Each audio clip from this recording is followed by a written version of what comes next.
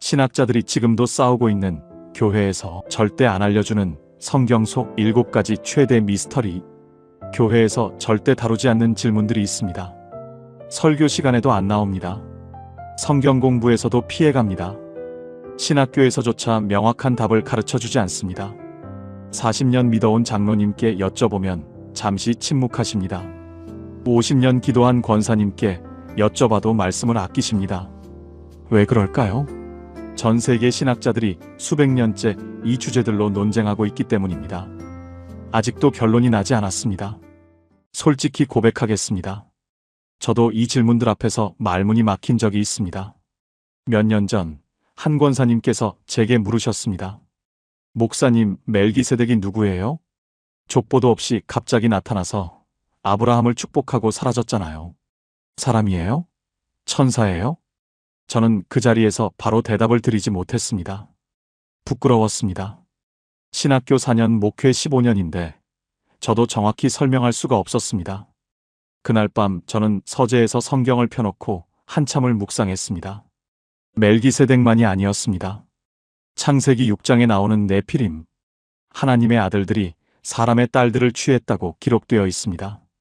대체 이게 무슨 말입니까? 천사가 인간과 결혼했다는 뜻입니까? 그 직후에 대홍수가 일어났습니다. 그 사이에 무슨 일이 있었던 겁니까? 사도 바울은 셋째 하늘까지 올라갔다고 고백했습니다. 천국을 직접 보고 왔습니다. 그런데 14년 동안 아무 말도 하지 않았습니다. 왜 침묵했습니까? 거기서 대체 무엇을 본 겁니까? 이런 질문들, 평생 신앙생활하면서 한 번쯤 품어보신 적이 있으시지요? 그런데 물어볼 데가 없었습니다. 물어보면 이상하게 볼까봐 참으셨던 분들도 계실 것입니다. 그냥 믿으면 되지, 왜 그런 걸 궁금해해? 이런 말씀을 들으신 분도 계실 것입니다. 그런데 저는 이제 다르게 생각합니다. 이 질문들은 믿음이 약해서 하는 게 아닙니다. 오히려 믿음이 깊어지려고 하는 신호입니다. 하나님을 더 알고 싶은 마음에서 나오는 거룩한 갈망입니다. 그리고 놀라운 사실이 있습니다. 이 미스터리들 하나하나에 우리 삶을 바꿀 엄청난 진리가 숨어 있습니다. 멜기세덱의 비밀을 알면 예수님이 왜 우리의 영원한 대제사장이신지 깨닫게 됩니다. 네피림의 이야기를 알면 죄의 결과가 무엇인지, 그러나 은혜가 무엇인지 보이기 시작합니다. 바울의 천국 체험을 알면 우리의 소망이 얼마나 확실한지 믿음이 단단해집니다. 단순한 신학 지식이 아닙니다. 여러분의 믿음을 한 차원 깊게 만들어줄 보물입니다. 오늘 성경 속에 숨겨진 7가지 최대의 미스터리를 함께 열어보겠습니다. 그동안 강단에서 차마 다루지 못했던 이야기들입니다. 하지만 신앙인이라면 반드시 알아야 할 진리들입니다. 혹시 이런 질문들 마음에 품고 계셨던 분 계십니까? 나도 궁금했는데 물어본 적 없었다 하시는 분 계십니까? 오늘 그 답을 함께 찾아가 보시겠습니까?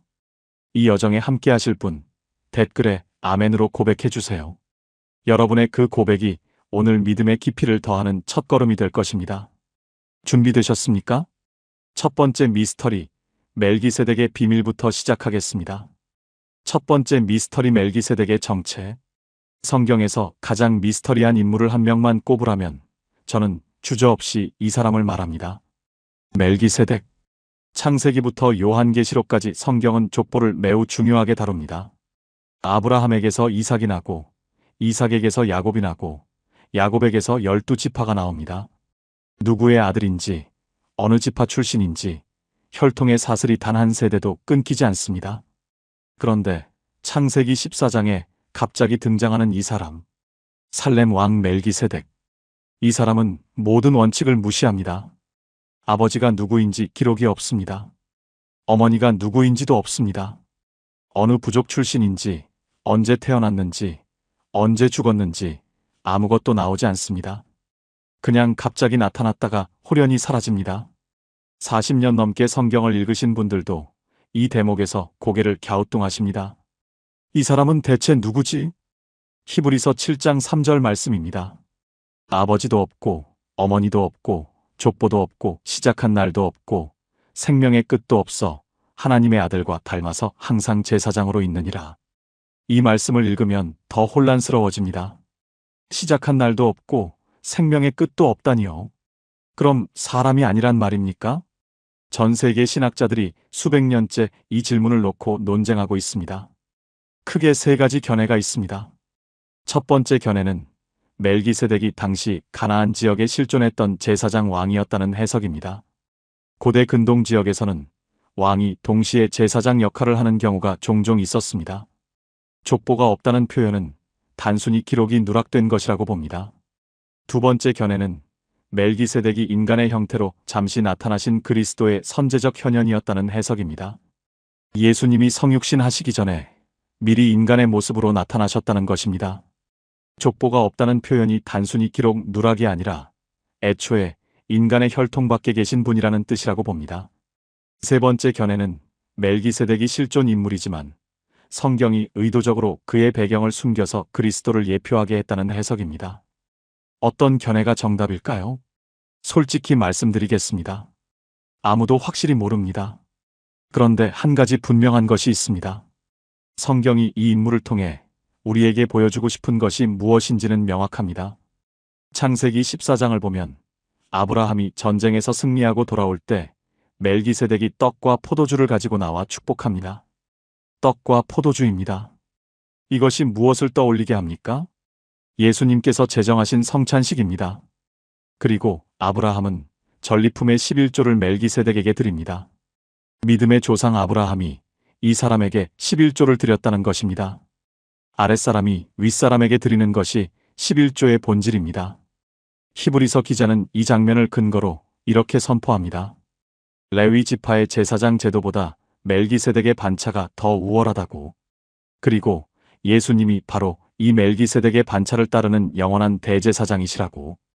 여기서 우리 삶에 엄청난 진리가 열립니다. 구약의 제사장들은 사람이었습니다. 죄가 있었습니다. 그래서 백성의 죄를 위해 제사 드리기 전에 먼저 자기 죄를 위해 제사를 드려야 했습니다. 그리고 결국 죽었습니다. 제사장이 죽으면 다음 제사장이 그 자리를 이어받아야 했습니다. 끊임없이 교체되는 제사장직이었습니다. 그런데 예수님은 다르십니다. 죄가 없으십니다. 죽으셨다가 부활하셨습니다. 영원히 살아계십니다. 그래서 영원한 대제사장이십니다. 단 한 번의 제사로 영원한 구원을 이루셨습니다. 지금 이 순간에도 하나님 우편에서 우리를 위해 중보하고 계십니다. 이것이 우리에게 무슨 의미입니까? 우리에게는 영원히 바뀌지 않는 중보자가 계시다는 뜻입니다. 경북 포항에 사시는 63세 이정호 집사님의 이야기입니다.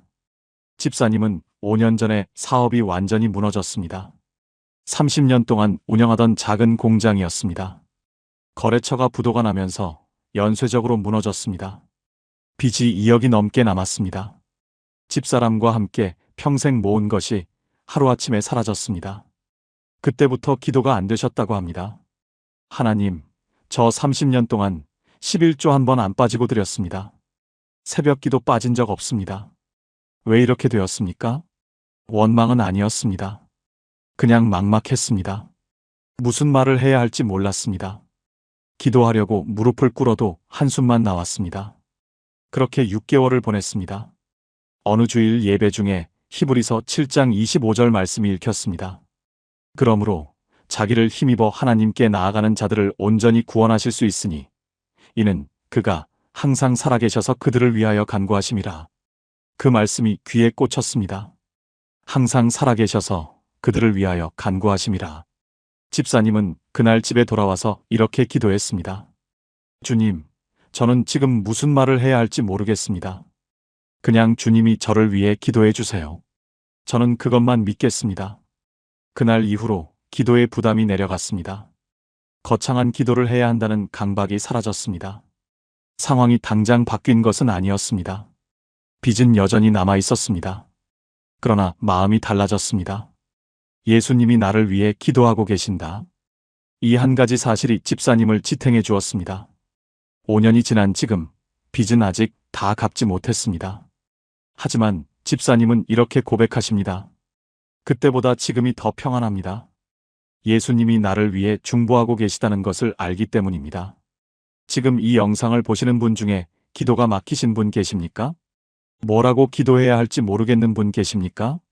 삶이 무너져서 하나님 앞에 나갈 말이 없는 분 계십니까? 기억하십시오. 지금 이 순간에도 예수님이 여러분을 위해 중보하고 계십니다. 우리의 영원한 대제사장이 하나님 우편에서 쉬지 않고 기도하고 계십니다. 멜기세덱의 비밀이 바로 이것이었습니다. 함께 기도하시겠습니까? 하나님 아버지, 감사합니다. 저에게 영원한 대제사장 예수 그리스도를 보내주셨음을 감사합니다. 저는 연약합니다. 기도할 힘도 없을 때가 있습니다. 뭐라고 말씀드려야 할지 모를 때가 있습니다. 그러나 예수님이 저를 위해 지금도 중보하고 계심을 믿습니다. 오늘 이 진리를 마음 깊이 붙들게 하여 주시옵소서. 예수님의 이름으로 기도합니다. 아멘. 멜기세덱이 정확히 누구인지 우리는 다 알지 못합니다. 그러나 그를 통해 예수님이 우리의 영원한 대제사장이심을 알게 되었습니다. 이것이 첫 번째 미스터리가 우리에게 주는 선물입니다. 그런데 성경에는 멜기세덱보다 더 충격적인 존재가 등장합니다. 천사와 인간 사이에서 태어났다는 거인들. 대홍수 직전에 나타난 네피림의 비밀을 지금부터 열어보겠습니다. 두 번째 미스터리 네피림의 정체. 창세기 6장은 성경에서 가장 논쟁적인 본문 중 하나입니다. 읽을 때마다 고개를 갸우뚱하게 만드는 구절이 있습니다. 창세기 6장 1절에서 4절까지입니다. 사람이 땅 위에 번성하기 시작할 때에 그들에게서 딸들이 나니 하나님의 아들들이 사람의 딸들의 아름다움을 보고 자기들이 좋아하는 모든 여자를 아내로 삼는지라. 당시에 땅에 네피림이 있었고 그 후에도 하나님의 아들들이 사람의 딸들에게로 들어와 자녀를 낳았으니 그들은 용사라 고대의 명성이 있는 사람들이었더라. 이 구절을 읽으면 질문이 쏟아집니다. 하나님의 아들들이 누구입니까? 사람의 딸들은 또 누구입니까? 그 사이에서 태어난 네피림은 무엇입니까? 용사요 명성이 있는 사람들이라고 했는데 왜 그 직후에 대홍수 심판이 내려졌습니까? 대체 무슨 일이 있었던 겁니까? 이 질문들 앞에서 신학자들의 의견이 크게 세 가지로 나뉩니다. 첫 번째 견해는 하나님의 아들들이 타락한 천사들이라는 해석입니다. 고대 유대 문헌인 에녹서에는 이 이야기가 상세히 기록되어 있습니다. 감시자라 불리는 천사들이 인간 여자들의 아름다움에 이끌려 하늘의 명령을 어기고 땅으로 내려왔다는 것입니다. 그들이 인간 여자와 결합하여 낳은 자손이 네피림이고 이들이 세상에 폭력과 부패를 퍼뜨렸다는 해석입니다. 두 번째 견해는 하나님의 아들들이 경건한 셋의 후손이라는 해석입니다. 사람의 딸들은 타락한 가인의 후손이고요. 신앙을 지키던 가문과 세 속에 물든 가문이 뒤섞이면서 영적 타락이 일어났다는 것입니다. 천사가 인간과 결혼한다는 것은 성경의 다른 가르침과 맞지 않기 때문에 이렇게 해석해야 한다고 주장합니다. 세 번째 견해는 하나님의 아들들이 고대의 왕들이나 권력자들이라는 해석입니다. 당시 이집트나 메소포타미아에서는 왕들이 스스로를 신의 자손이라고 불렀습니다. 이들이 권력을 앞세워 여러 여자를 취하고 폭압적인 통치를 하면서 사회가 극도로 부패했다는 것입니다. 어떤 해석이 맞을까요? 솔직히 확답을 드리기 어렵습니다. 성경 본문 자체가 매우 간략하게 기록되어 있기 때문입니다. 그러나 한 가지 분명한 사실이 있습니다. 이 사건 직후에 하나님께서 인간 세상을 더 이상 두고 볼 수 없을 만큼 심각한 상황이 벌어졌다는 것입니다. 창세기 6장 5절에서 6절 말씀입니다. 여호와께서 사람의 죄악이 세상에 가득함과 그의 마음으로 생각하는 모든 계획이 항상 악할 뿐임을 보시고 땅 위에 사람 지으셨음을 한탄하사 마음에 근심하시고 하나님께서 한탄하셨습니다. 마음에 근심하셨습니다. 창조주 하나님이 자신이 만든 피조물을 보면서 마음 아파하셨습니다. 얼마나 심각한 상황이었으면 이런 표현이 나왔겠습니까? 그래서 대홍수가 일어났습니다. 온 세상이 물로 심판받았습니다. 네피림이 정확히 무엇이었든 그들의 등장은 인류가 하나님의 창조 질서에서 얼마나 멀어질 수 있는지를 보여주는 경고입니다. 죄는 반드시 결과를 낳습니다. 개인의 죄는 개인을 무너뜨리고 공동체의 죄는 공동체를 무너뜨립니다. 세상 전체의 죄는 세상 전체에 심판을 가져옵니다. 그런데 여기서 희망의 이야기가 나옵니다. 창세기 6장 8절입니다. 그러나 노아는 여호와께 은혜를 입었더라. 온 세상이 죄악으로 가득할 때, 모두가 악한 길로 갈 때 노아는 달랐습니다. 노아는 하나님과 동행했습니다. 그래서 은혜를 입었습니다. 방주를 지으라는 명령을 받았습니다. 노아의 가족 8명이 살아남았습니다. 이것이 우리에게 주는 메시지는 무엇입니까?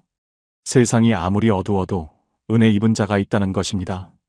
모두가 흘러가는 대로 살아갈 때 하나님과 동행하는 자가 있다는 것입니다. 그리고 하나님은 그런 사람을 절대 잊지 않으신다는 것입니다. 전남 순천에 사시는 58세 박순덕 권사님의 이야기입니다. 권사님은 20대 때 신앙을 갖게 되셨습니다. 그런데 시댁 식구들 중에 믿는 사람이 한 명도 없었습니다. 시어머니는 제사를 중요하게 여기셨습니다. 결혼 첫 해부터 갈등이 시작되었습니다. 며느리가 제사에 절을 안 한다. 우리 집안 망신이다. 남편도 권사님 편이 아니었습니다. 그냥 형식적으로라도 해라. 한 번 절하는 게 뭐가 어렵냐? 권사님은 흔들렸습니다. 그냥 한 번만 절할까? 이렇게 힘들게 살아야 하나? 교회 다니는 것도 눈치가 보였습니다. 주일마다 시어머니의 한숨 소리를 들으며 예배당에 갔습니다. 그렇게 10년을 버텼습니다. 어느 날 시어머니께서 갑자기 쓰러지셨습니다. 뇌출혈이었습니다. 병원에서 의식 없이 누워 계신 시어머니를 보면서 권사님은 기도하기 시작했습니다. 하나님, 어머니를 살려주세요. 어머니가 예수님을 알게 해주세요. 3주 동안 병원에서 간병했습니다. 기적적으로 시어머니가 깨어나셨습니다. 의사도 놀랐습니다. 깨어나신 시어머니가 권사님 손을 잡고 이렇게 말씀하셨습니다. 순덕아, 내가 꿈을 꿨어. 빛이 나를 감싸더라. 그 빛이 따뜻했어. 내가 믿는 그분이 그분이니? 그해 추석에 시어머니께서 제사상 대신 감사 예배상을 차리자고 하셨습니다. 남편이 먼저 놀랐습니다. 시동생들도 놀랐습니다. 권사님은 그때 깨달으셨습니다. 아, 내가 10년 동안 흔들리지 않고 버틴 것이 헛되지 않았구나. 하나님이 나를 보고 계셨구나. 지금은 시어머니와 함께 새벽 기도를 다니십니다. 남편도 작년에 세례를 받았습니다. 세상이 아무리 나를 흔들어도 하나님과 동행하는 삶은 결코 무너지지 않습니다. 노아가 그랬던 것처럼 은혜 입은 자는 반드시 지켜주십니다. 지금 이 영상을 보시는 분 중에 믿지 않는 가족 때문에 힘드신 분 계십니까? 혼자만 믿는 것 같아서 외로우신 분 계십니까? 이렇게 버텨서 뭐 하나 싶으신 분 계십니까? 포기하지 마십시오. 하나님은 노아를 기억하신 것처럼 여러분을 기억하고 계십니다. 여러분의 그 신앙이 언젠가 온 가족을 살리는 방주가 될 것입니다. 함께 기도하시겠습니까? 하나님 아버지, 감사합니다. 죄가 가득한 세상에서도 은혜 입은 자를 찾으시는 하나님을 찬양합니다. 저도 노아처럼 이 시대에 하나님과 동행하기 원합니다. 세상이 흔들어도 믿음을 지키게 하여 주시옵소서. 저로 인해 제 가족이 구원받게 하여 주시옵소서. 예수님의 이름으로 기도합니다. 아멘. 네피림의 정체가 무엇인지 우리는 다 알지 못합니다. 그러나 이 사건을 통해 죄의 결과와 은혜의 능력을 함께 보았습니다. 이것이 두 번째 미스터리가 우리에게 주는 선물입니다. 그런데 성경에는 사라진 보물이 있습니다. 하나님의 임재가 머물던 거룩한 상자. 언약궤는 지금 어디에 있을까요? 세 번째 미스터리를 열어보겠습니다. 세 번째 미스터리, 사라진 언약궤.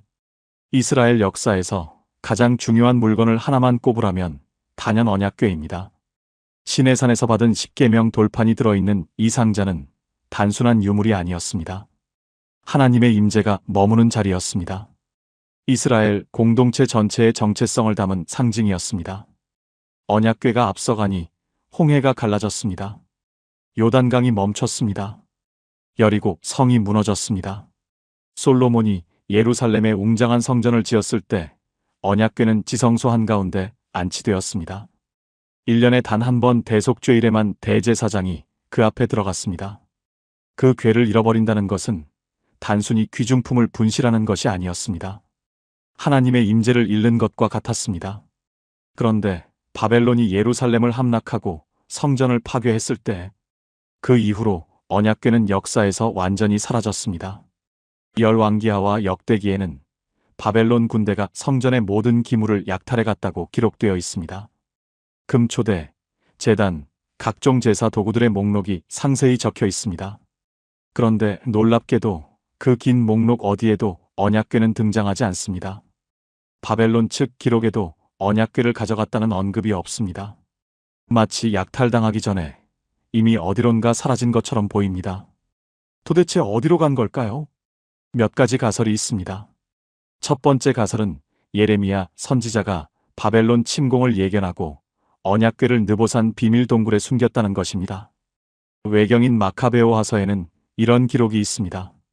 예레미야가 장막과 궤와 분향단을 가지고 모세가 하나님의 기업을 바라보았던 산으로 올라갔다.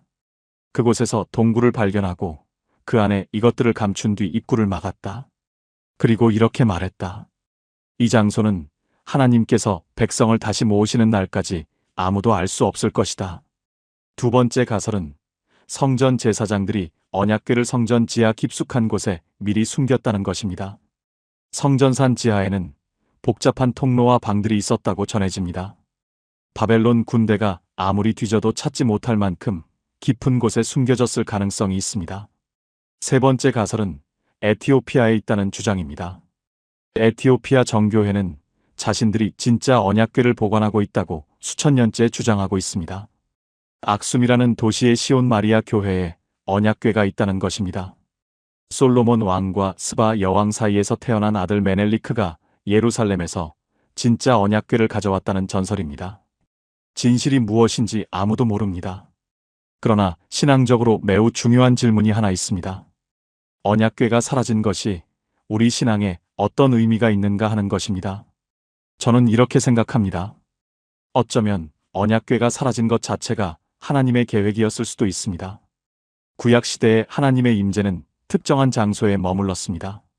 성막 안에, 성전 안에, 언약궤 위에 머무르셨습니다. 그곳에 가야만 하나님을 만날 수 있었습니다. 대제사장만 1년에 한 번 지성소에 들어갈 수 있었습니다. 그러나 신약시대가 열리면서 완전히 달라졌습니다. 예수님께서 십자가에서 죽으실 때 성전 휘장이 위에서 아래로 찢어졌습니다. 지성소로 가는 길이 열린 것입니다. 이제 누구든지 예수 그리스도를 통해 하나님께 직접 나아갈 수 있게 되었습니다. 고린도전서 6장 19절 말씀입니다. 너희 몸은 너희가 하나님께로부터 받은 바 너희 가운데 계신 성령의 전인 줄을 알지 못하느냐? 우리 몸이 성령의 전입니다. 하나님의 임재가 더 이상 나무 상자 안에 있지 않습니다. 우리 안에 계십니다. 이것이 얼마나 놀라운 진리입니까? 구약시대 사람들은 평생 지성소에 들어가지 못했습니다. 언약궤 앞에 서보는 것은 꿈도 꾸지 못했습니다.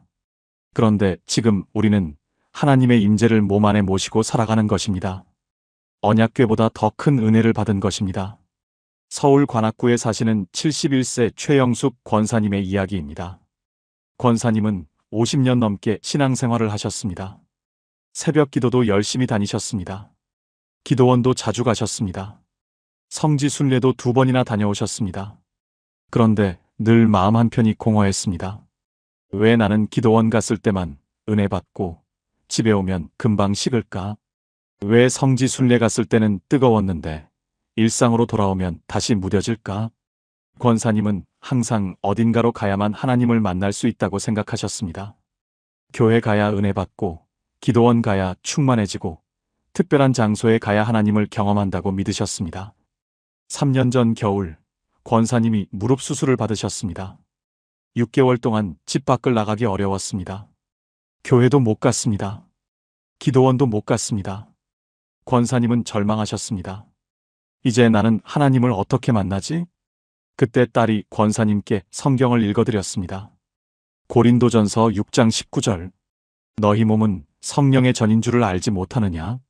권사님은 그 말씀이 가슴에 꽂혔습니다. 아, 내가 50년 동안 신앙생활하면서 이걸 몰랐구나. 하나님이 내 안에 계신데 나는 왜 계속 어딘가로 찾아다녔을까? 그날부터 권사님의 기도가 달라졌습니다. 침대에 누운 채로 기도하셨습니다. 하나님, 지금 제 안에 계시죠? 저는 어디 갈 수 없지만 주님은 제 안에 계시니 감사합니다. 교회에 가지 못해도 예배드렸습니다. 기도원에 가지 못해도 충만했습니다. 오히려 그 6개월이 50년 신앙생활 중 가장 깊은 시간이었다고 고백하십니다. 지금 이 영상을 보시는 분 중에 어딘가에 가야만 은혜 받는다고 생각하시는 분 계십니까? 교회에 가야, 기도원에 가야, 특별한 집회에 가야 하나님을 만난다고 생각하시는 분 계십니까? 기억하십시오. 하나님의 임재는 이제 상자 안에 있지 않습니다. 여러분 안에 계십니다. 지금 이 순간 여러분이 앉아 계신 그 자리가 지성소입니다. 언약궤보다 더 큰 은혜가 여러분 안에 있습니다. 함께 기도하시겠습니까? 하나님 아버지, 감사합니다. 주님의 임재가 저 안에 있음을 감사합니다. 저는 더 이상 어딘가를 찾아 헤매지 않겠습니다. 지금 이 자리에서 주님을 만납니다. 저의 몸이 성령의 전임을 고백합니다. 언약궤보다 더 큰 은혜를 주셔서 감사합니다. 예수님의 이름으로 기도합니다. 아멘. 언약궤가 어디 있는지 우리는 모릅니다. 그러나 하나님의 임재가 우리 안에 있다는 것은 확실히 압니다. 이것이 세 번째 미스터리가 우리에게 주는 선물입니다. 이제 예수님의 이야기로 넘어가겠습니다. 복음서에서 가장 긴 침묵의 시간. 예수님은 12살부터 30살까지 18년 동안 어디서 무엇을 하셨을까요? 네 번째 미스터리를 열어보겠습니다. 네 번째 미스터리, 예수님의 18년 공백. 복음서를 읽다 보면 한 가지 이상한 점을 발견하게 됩니다. 예수님의 어린 시절 이야기는 아주 적습니다. 탄생 이야기가 나오고 8일 만에 할례 받으신 이야기가 나오고 이집트로 피난 가셨다가 돌아오신 이야기가 나옵니다. 그리고 12살 때 예루살렘 성전에서 랍비들과 토론하셨다는 이야기가 나옵니다. 그 다음은요? 갑자기 30살로 넘어갑니다. 요단강에서 세례 요한에게 세례를 받으시는 장면입니다. 12살에서 30살, 무려 18년입니다. 이 긴 시간 동안 예수님은 어디서 무엇을 하셨을까요? 왜 성경은 이 시간을 완전히 침묵하고 있을까요? 이 질문을 놓고 수많은 추측과 가설이 난무합니다.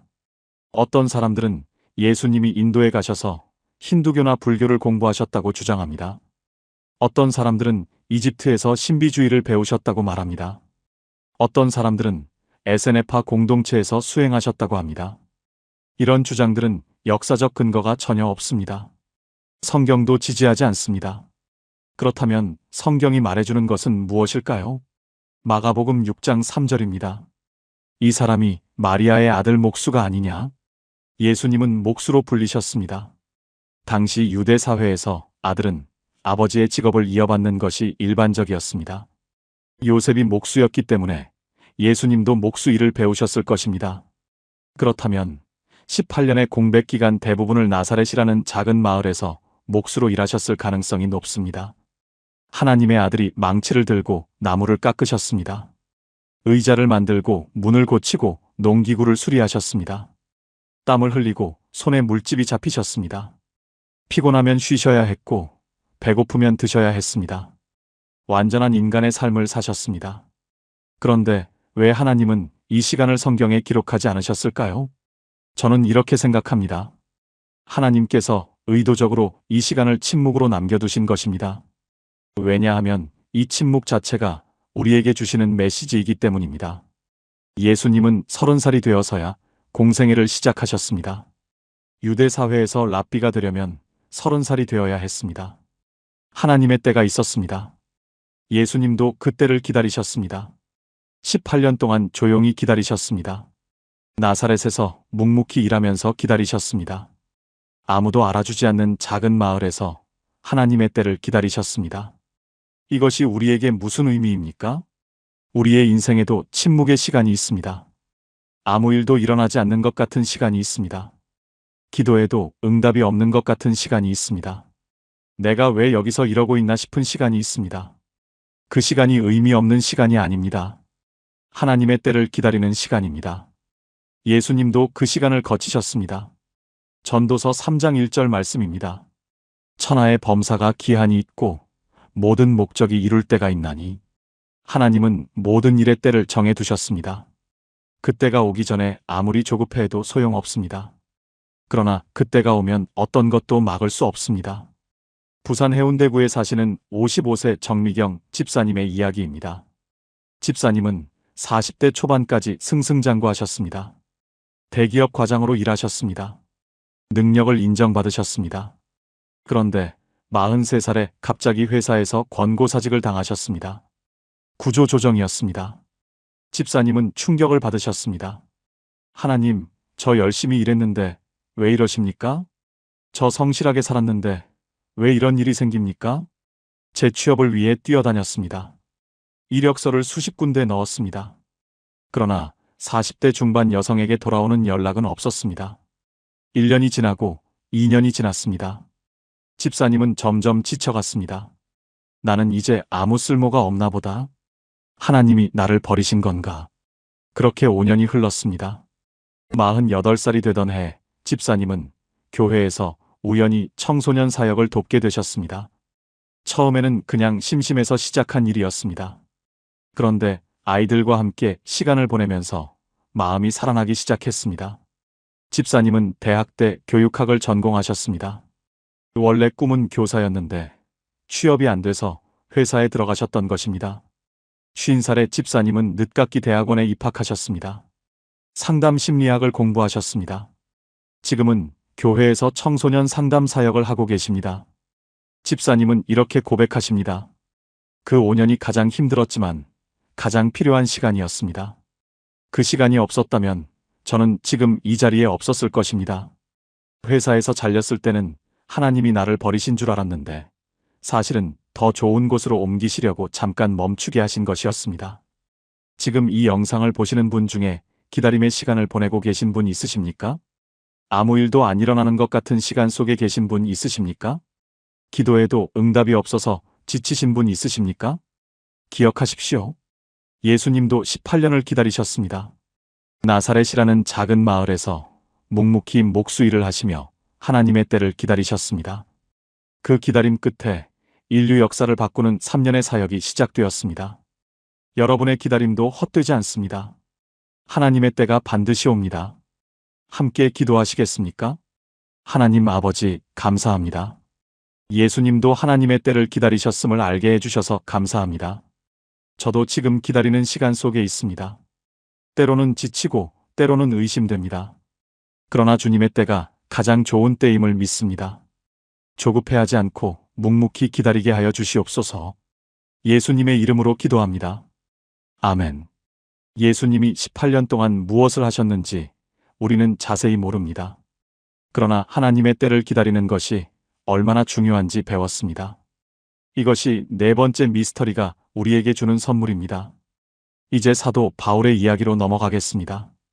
천국을 직접 보고 온 사람. 그런데 왜 14년이나 침묵했을까요?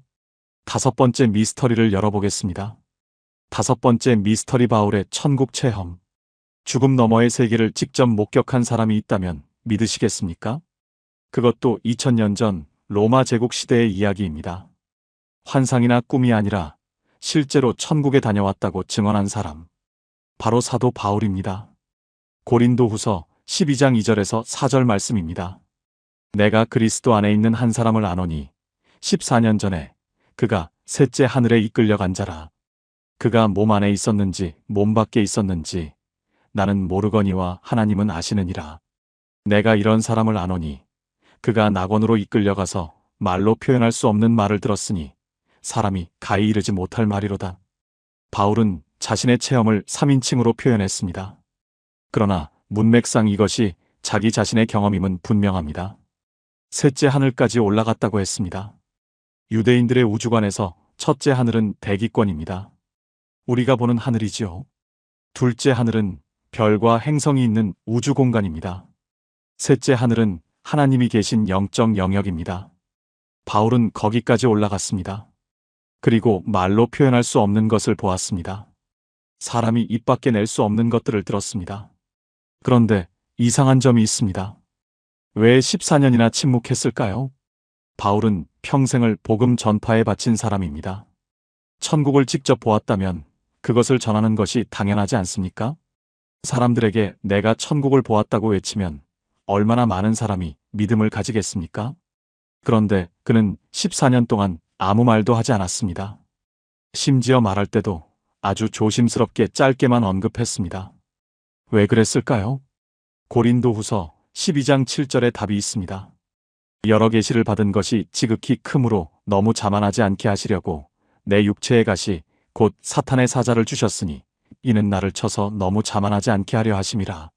하나님은 바울이 교만해지지 않도록 육체의 가시를 주셨습니다. 바울은 이 가시를 3번이나 제거해달라고 기도했습니다.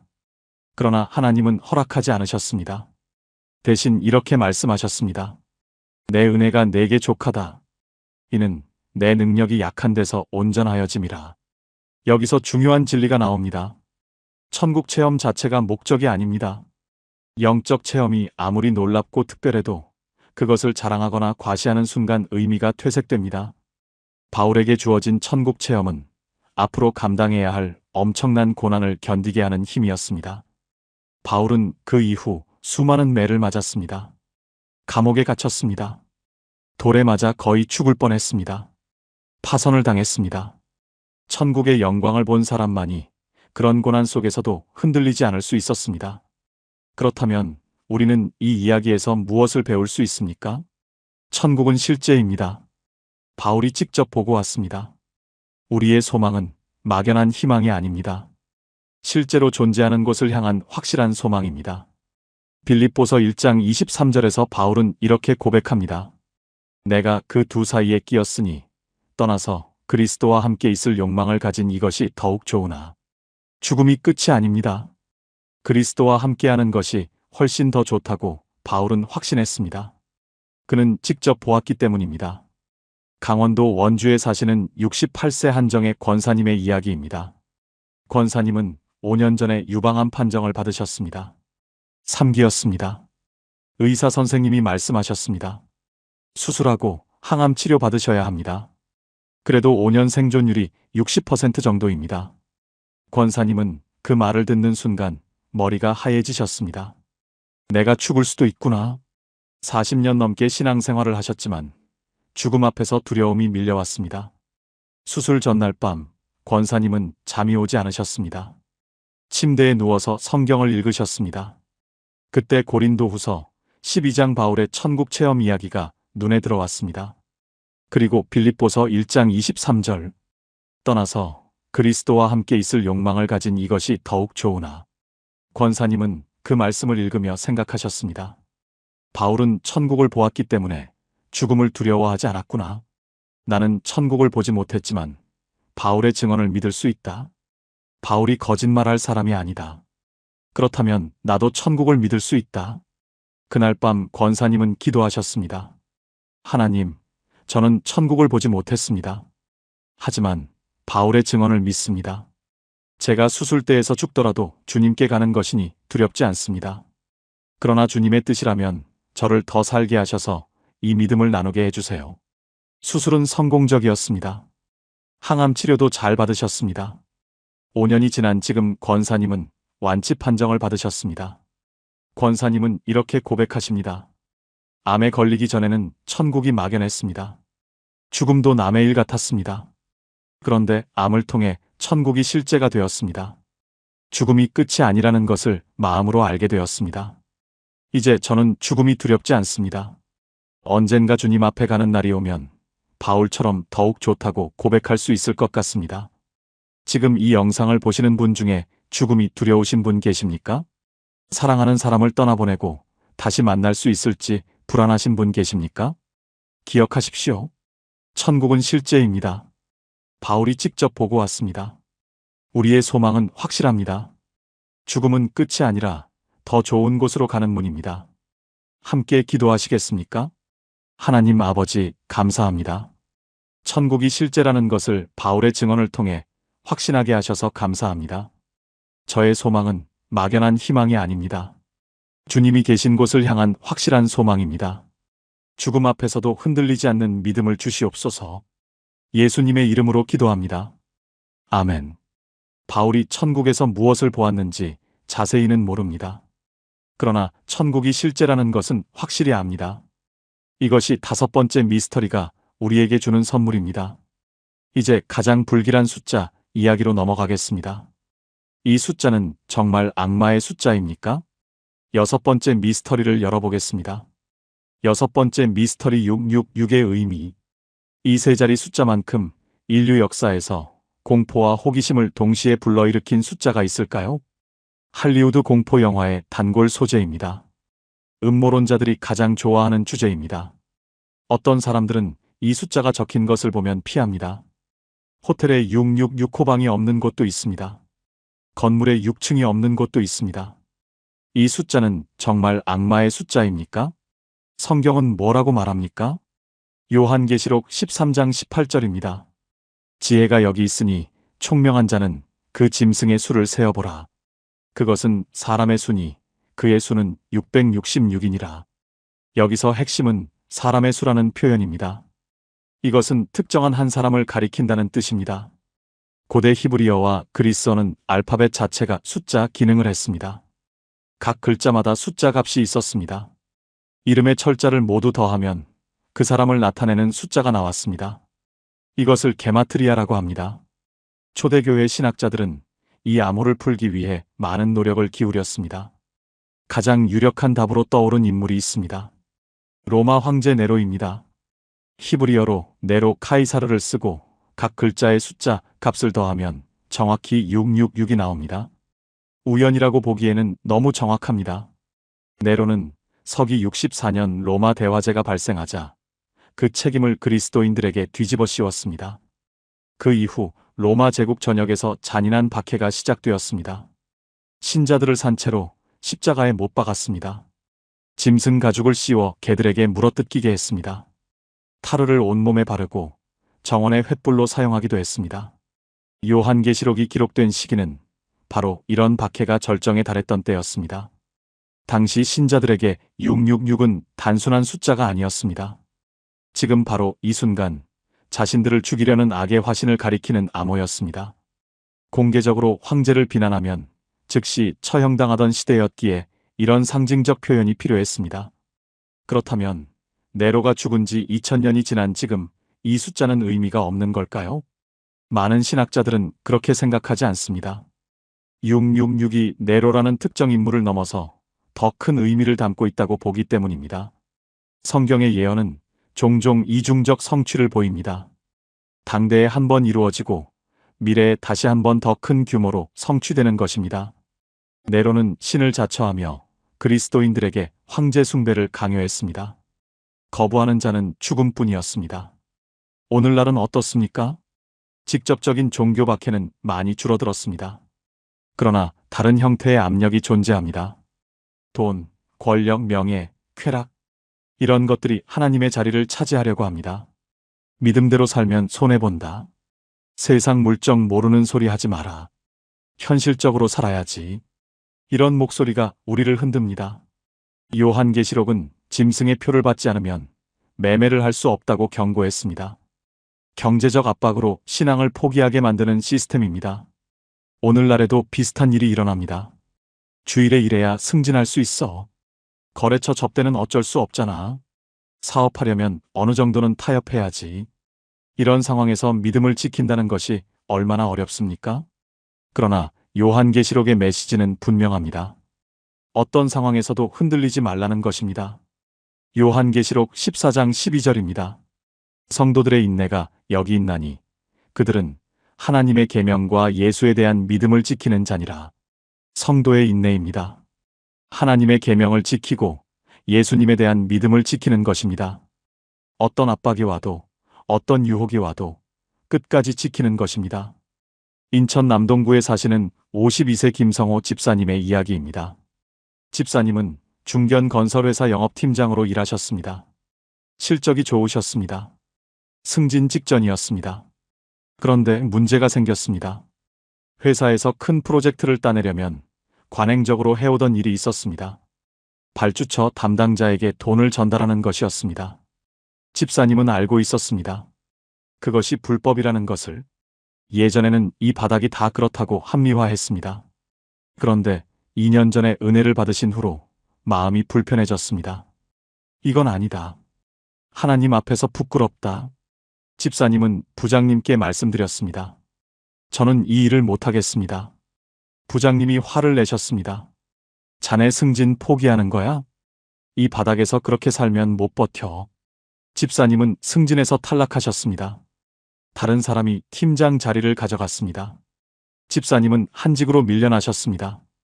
월급도 줄었습니다. 주변에서 뭐라고 했는지 아십니까?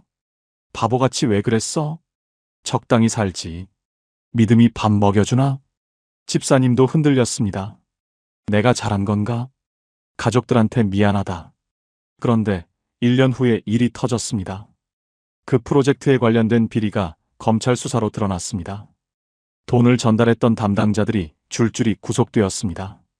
집사님을 대신해서 승진했던 사람도 포함되어 있었습니다. 집사님은 아무 일 없었습니다. 애초에 그 일에 손을 대지 않았기 때문입니다. 지금 집사님은 다른 회사로 옮기셔서 더 좋은 위치에서 일하고 계십니다. 집사님은 이렇게 고백하십니다. 그때 정말 힘들었습니다. 손해보는 것 같았습니다. 하지만 하나님은 저를 지켜주셨습니다. 세상이 아무리 압박해도 믿음을 지키면 하나님이 책임져 주십니다. 지금 이 영상을 보시는 분 중에 세상의 압박 때문에 흔들리시는 분 계십니까? 믿음대로 살면 손해볼 것 같아서 타협하고 싶은 분 계십니까? 기억하십시오. 666의 메시지는 공포가 아닙니다. 어떤 시대에도 흔들리지 않는 믿음을 지키라는 것입니다. 네로 시대에도 믿음을 지킨 성도들이 있었습니다. 오늘날에도 믿음을 지키는 성도들이 있습니다. 여러분도 그중 한 사람이 될 수 있습니다. 함께 기도하시겠습니까? 하나님 아버지, 감사합니다. 어떤 시대에도 흔들리지 않는 믿음을 주시옵소서. 세상이 압박할 때 타협하지 않게 하시옵소서. 손해보는 것 같아도 끝까지 주님을 붙들게 하시옵소서. 저의 인내가 주님을 기쁘시게 하는 것임을 믿습니다. 예수님의 이름으로 기도합니다. 아멘. 666이 정확히 무엇을 가리키는지 모든 것을 알 수는 없습니다.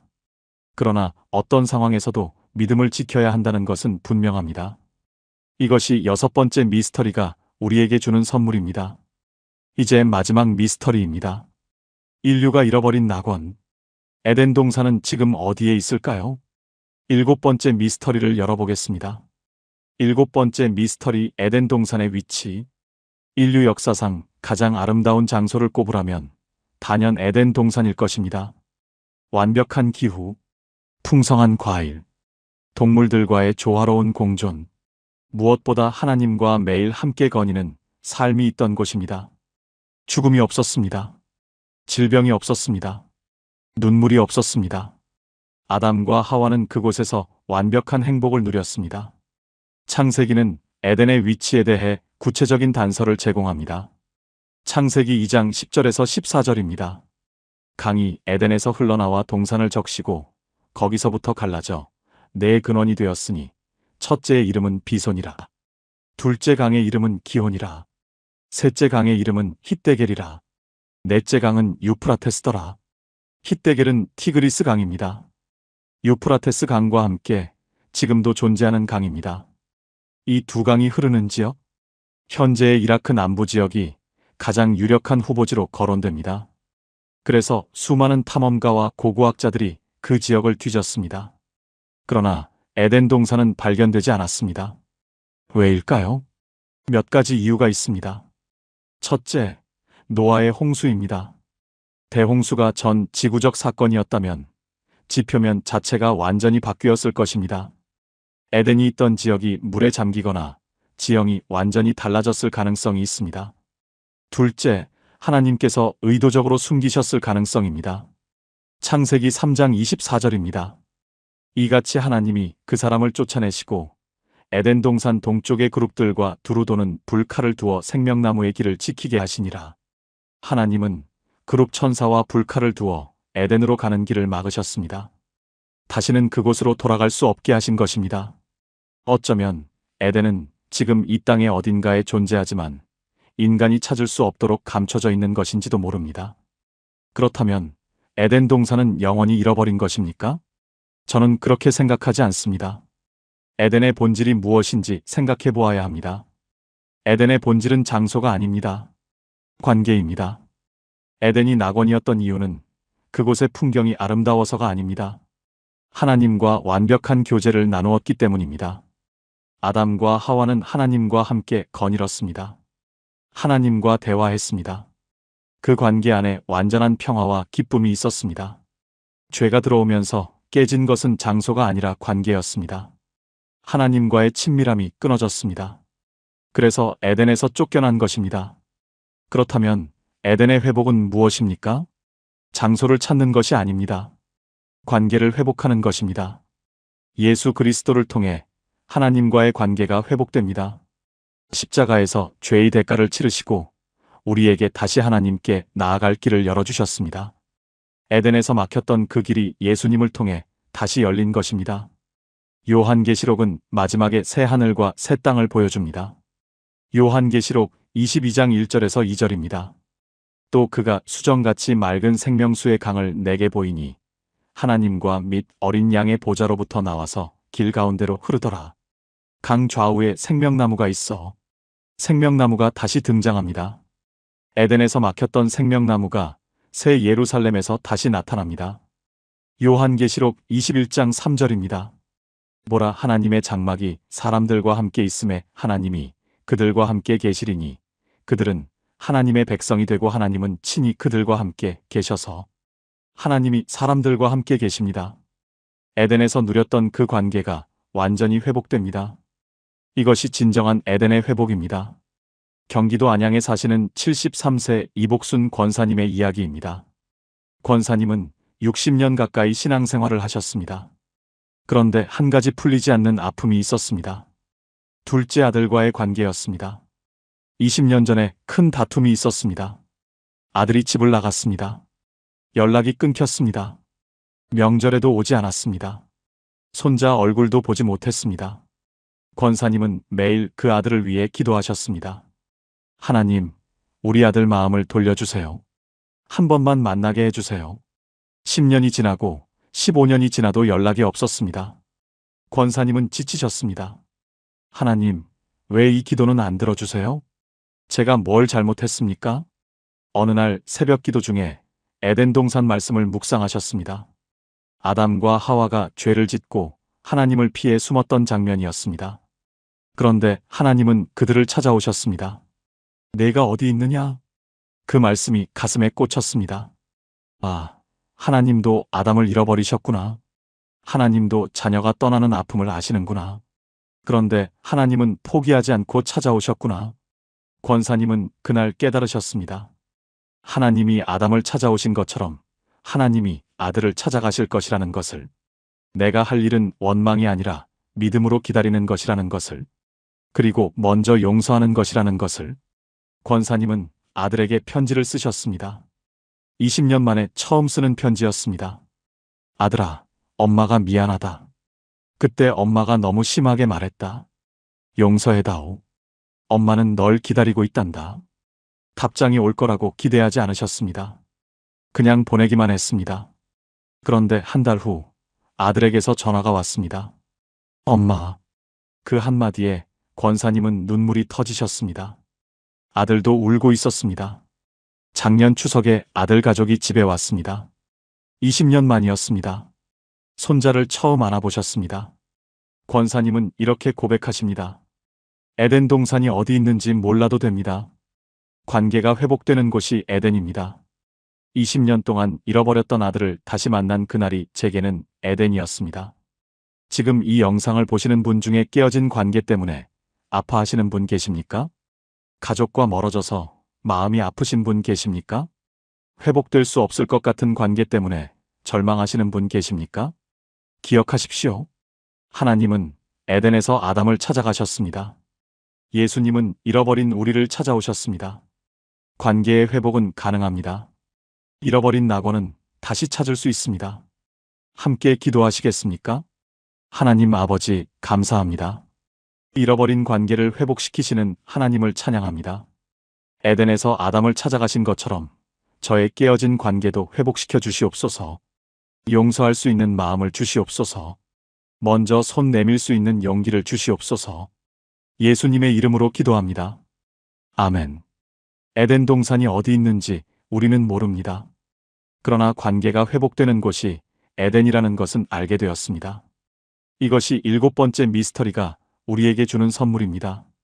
첫 번째 미스터리 멜기세덱의 정체. 성경에서 가장 미스터리한 인물을 한 명만 꼽으라면 저는 주저없이 이 사람을 말합니다. 멜기세덱.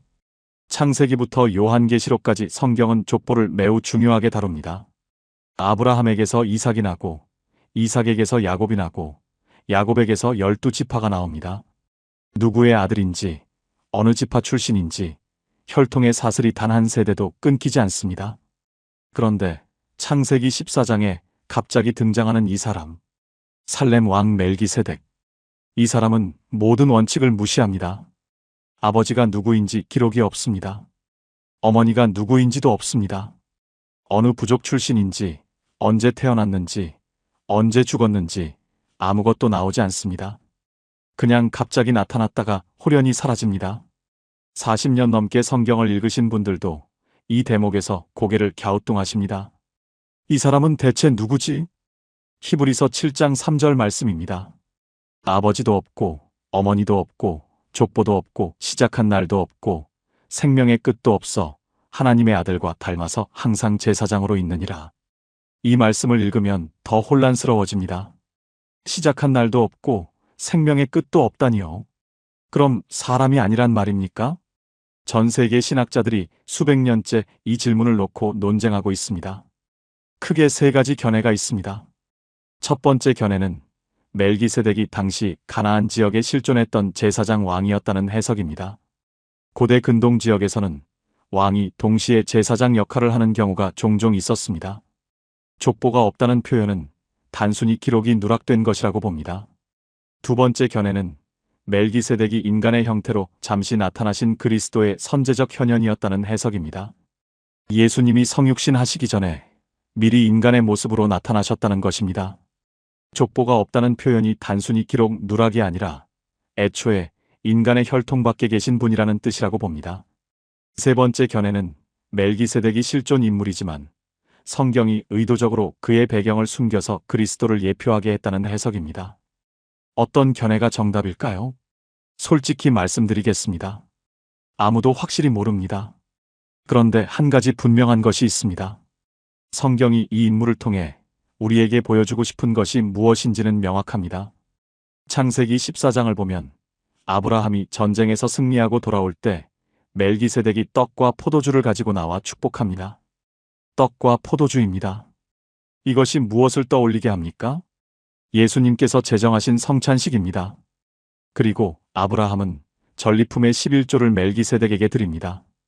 믿음의 조상 아브라함이 이 사람에게 11조를 드렸다는 것입니다. 아랫사람이 윗사람에게 드리는 것이 11조의 본질입니다. 히브리서 기자는 이 장면을 근거로 이렇게 선포합니다. 레위 지파의 제사장 제도보다 멜기세덱의 반차가 더 우월하다고. 그리고 예수님이 바로 이 멜기세덱의 반차를 따르는 영원한 대제사장이시라고. 여기서 우리 삶에 엄청난 진리가 열립니다. 구약의 제사장들은 사람이었습니다.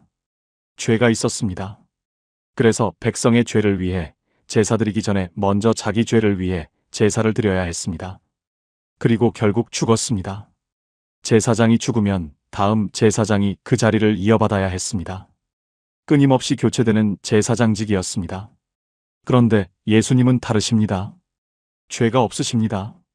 죽으셨다가 부활하셨습니다. 영원히 살아계십니다. 그래서 영원한 대제사장이십니다. 단 한 번의 제사로 영원한 구원을 이루셨습니다.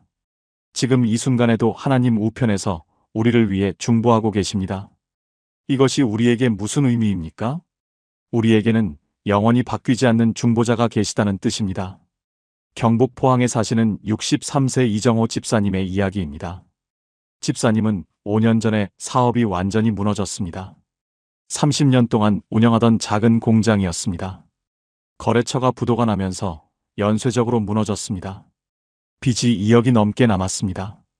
집사람과 함께 평생 모은 것이 하루아침에 사라졌습니다. 그때부터 기도가 안 되셨다고 합니다. 하나님, 저 30년 동안 11조 한 번 안 빠지고 드렸습니다. 새벽 기도 빠진 적 없습니다. 왜 이렇게 되었습니까? 원망은 아니었습니다. 그냥 막막했습니다. 무슨 말을 해야 할지 몰랐습니다. 기도하려고 무릎을 꿇어도 한숨만 나왔습니다. 그렇게 6개월을 보냈습니다. 어느 주일 예배 중에 히브리서 7장 25절 말씀이 읽혔습니다. 그러므로 자기를 힘입어 하나님께 나아가는 자들을 온전히 구원하실 수 있으니 이는 그가 항상 살아계셔서 그들을 위하여 간구하심이라. 그 말씀이 귀에 꽂혔습니다. 항상 살아계셔서 그들을 위하여 간구하심이라. 집사님은 그날 집에 돌아와서 이렇게 기도했습니다. 주님, 저는 지금 무슨 말을 해야 할지 모르겠습니다. 그냥 주님이 저를 위해 기도해 주세요. 저는 그것만 믿겠습니다. 그날 이후로 기도의 부담이 내려갔습니다. 거창한 기도를 해야 한다는 강박이 사라졌습니다. 상황이 당장 바뀐 것은 아니었습니다. 빚은 여전히 남아 있었습니다. 그러나 마음이 달라졌습니다. 예수님이 나를 위해 기도하고 계신다. 이 한 가지 사실이 집사님을 지탱해 주었습니다. 5년이 지난 지금 빚은 아직 다 갚지 못했습니다. 하지만 집사님은 이렇게 고백하십니다. 그때보다 지금이 더 평안합니다. 예수님이 나를 위해 중보하고 계시다는 것을 알기 때문입니다. 지금 이 영상을 보시는 분 중에 기도가 막히신 분 계십니까? 뭐라고 기도해야 할지 모르겠는 분 계십니까? 삶이 무너져서 하나님 앞에 나갈 말이 없는 분 계십니까? 기억하십시오. 지금 이 순간에도 예수님이 여러분을 위해 중보하고 계십니다. 우리의 영원한 대제사장이 하나님 우편에서 쉬지 않고 기도하고 계십니다. 멜기세덱의 비밀이 바로 이것이었습니다. 함께 기도하시겠습니까? 하나님 아버지, 감사합니다. 저에게 영원한 대제사장 예수 그리스도를 보내주셨음을 감사합니다. 저는 연약합니다. 기도할 힘도 없을 때가 있습니다. 뭐라고 말씀드려야 할지 모를 때가 있습니다. 그러나 예수님이 저를 위해 지금도 중보하고 계심을 믿습니다. 오늘 이 진리를 마음 깊이 붙들게 하여 주시옵소서. 예수님의 이름으로 기도합니다. 아멘. 멜기세덱이 정확히 누구인지 우리는 다 알지 못합니다. 그러나 그를 통해 예수님이 우리의 영원한 대제사장이심을 알게 되었습니다. 이것이 첫 번째 미스터리가 우리에게 주는 선물입니다. 그런데 성경에는 멜기세덱보다 더 충격적인 존재가 등장합니다. 천사와 인간 사이에서 태어났다는 거인들. 대홍수 직전에 나타난 네피림의 비밀을 지금부터 열어보겠습니다. 두 번째 미스터리 네피림의 정체. 창세기 6장은 성경에서 가장 논쟁적인 본문 중 하나입니다. 읽을 때마다 고개를 갸우뚱하게 만드는 구절이 있습니다. 창세기 6장 1절에서 4절까지입니다. 사람이 땅 위에 번성하기 시작할 때에 그들에게서 딸들이 나니 하나님의 아들들이 사람의 딸들의 아름다움을 보고 자기들이 좋아하는 모든 여자를 아내로 삼는지라. 당시에 땅에 네피림이 있었고 그 후에도 하나님의 아들들이 사람의 딸들에게로 들어와 자녀를 낳았으니 그들은 용사라 고대의 명성이 있는 사람들이었더라. 이 구절을 읽으면 질문이 쏟아집니다. 하나님의 아들들이 누구입니까? 사람의 딸들은 또 누구입니까? 그 사이에서 태어난 네피림은 무엇입니까? 용사요 명성이 있는 사람들이라고 했는데 왜 그 직후에 대홍수 심판이 내려졌습니까? 대체 무슨 일이 있었던 겁니까? 이 질문들 앞에서 신학자들의 의견이 크게 세 가지로 나뉩니다. 첫 번째 견해는 하나님의 아들들이 타락한 천사들이라는 해석입니다. 고대 유대 문헌인 에녹서에는 이 이야기가 상세히 기록되어 있습니다.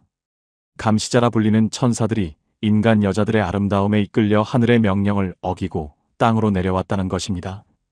그들이 인간 여자와 결합하여 낳은 자손이 네피림이고 이들이 세상에 폭력과 부패를 퍼뜨렸다는 해석입니다. 두 번째 견해는 하나님의 아들들이 경건한 셋의 후손이라는 해석입니다. 사람의 딸들은 타락한 가인의 후손이고요. 신앙을 지키던 가문과 세 속에 물든 가문이 뒤섞이면서 영적 타락이 일어났다는 것입니다. 천사가 인간과 결혼한다는 것은 성경의 다른 가르침과 맞지 않기 때문에 이렇게 해석해야 한다고 주장합니다. 세 번째 견해는 하나님의 아들들이 고대의 왕들이나 권력자들이라는 해석입니다. 당시 이집트나 메소포타미아에서는 왕들이 스스로를 신의 자손이라고 불렀습니다. 이들이 권력을 앞세워 여러 여자를 취하고 폭압적인 통치를 하면서 사회가 극도로 부패했다는 것입니다. 어떤 해석이 맞을까요? 솔직히 확답을 드리기 어렵습니다. 성경 본문 자체가 매우 간략하게 기록되어 있기 때문입니다. 그러나 한 가지 분명한 사실이 있습니다. 이 사건 직후에 하나님께서 인간 세상을 더 이상 두고 볼 수 없을 만큼 심각한 상황이 벌어졌다는 것입니다. 창세기 6장 5절에서 6절 말씀입니다. 여호와께서 사람의 죄악이 세상에 가득함과 그의 마음으로 생각하는 모든 계획이 항상 악할 뿐임을 보시고 땅 위에 사람 지으셨음을 한탄하사 마음에 근심하시고 하나님께서 한탄하셨습니다. 마음에 근심하셨습니다. 창조주 하나님이 자신이 만든 피조물을 보면서 마음 아파하셨습니다. 얼마나 심각한 상황이었으면 이런 표현이 나왔겠습니까? 그래서 대홍수가 일어났습니다. 온 세상이 물로 심판받았습니다. 네피림이 정확히 무엇이었든 그들의 등장은 인류가 하나님의 창조 질서에서 얼마나 멀어질 수 있는지를 보여주는 경고입니다. 죄는 반드시 결과를 낳습니다. 개인의 죄는 개인을 무너뜨리고 공동체의 죄는 공동체를 무너뜨립니다. 세상 전체의 죄는 세상 전체에 심판을 가져옵니다. 그런데 여기서 희망의 이야기가 나옵니다. 창세기 6장 8절입니다. 그러나 노아는 여호와께 은혜를 입었더라. 온 세상이 죄악으로 가득할 때, 모두가 악한 길로 갈 때 노아는 달랐습니다.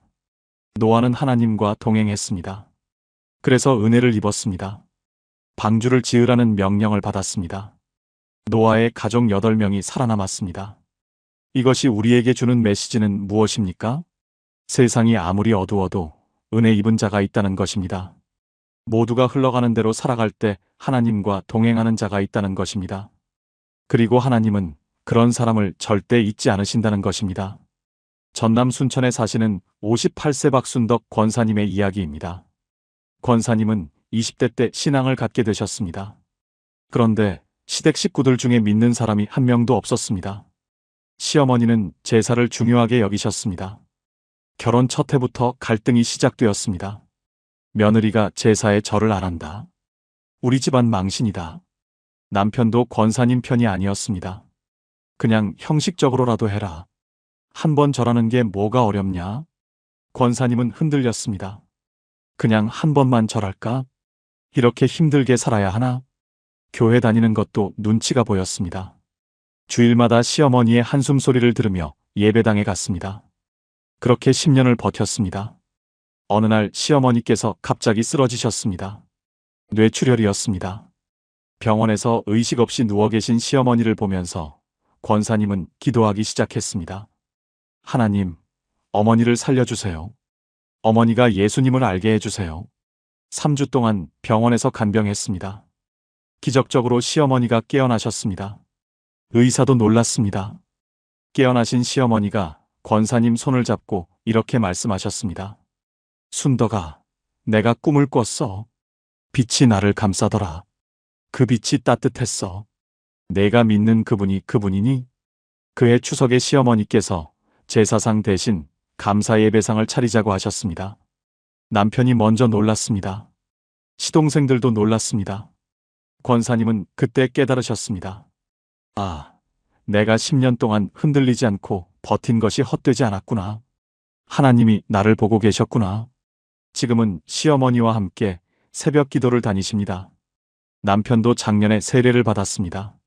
세상이 아무리 나를 흔들어도 하나님과 동행하는 삶은 결코 무너지지 않습니다. 노아가 그랬던 것처럼 은혜 입은 자는 반드시 지켜주십니다. 지금 이 영상을 보시는 분 중에 믿지 않는 가족 때문에 힘드신 분 계십니까? 혼자만 믿는 것 같아서 외로우신 분 계십니까? 이렇게 버텨서 뭐 하나 싶으신 분 계십니까? 포기하지 마십시오. 하나님은 노아를 기억하신 것처럼 여러분을 기억하고 계십니다. 여러분의 그 신앙이 언젠가 온 가족을 살리는 방주가 될 것입니다. 함께 기도하시겠습니까? 하나님 아버지, 감사합니다. 죄가 가득한 세상에서도 은혜 입은 자를 찾으시는 하나님을 찬양합니다. 저도 노아처럼 이 시대에 하나님과 동행하기 원합니다.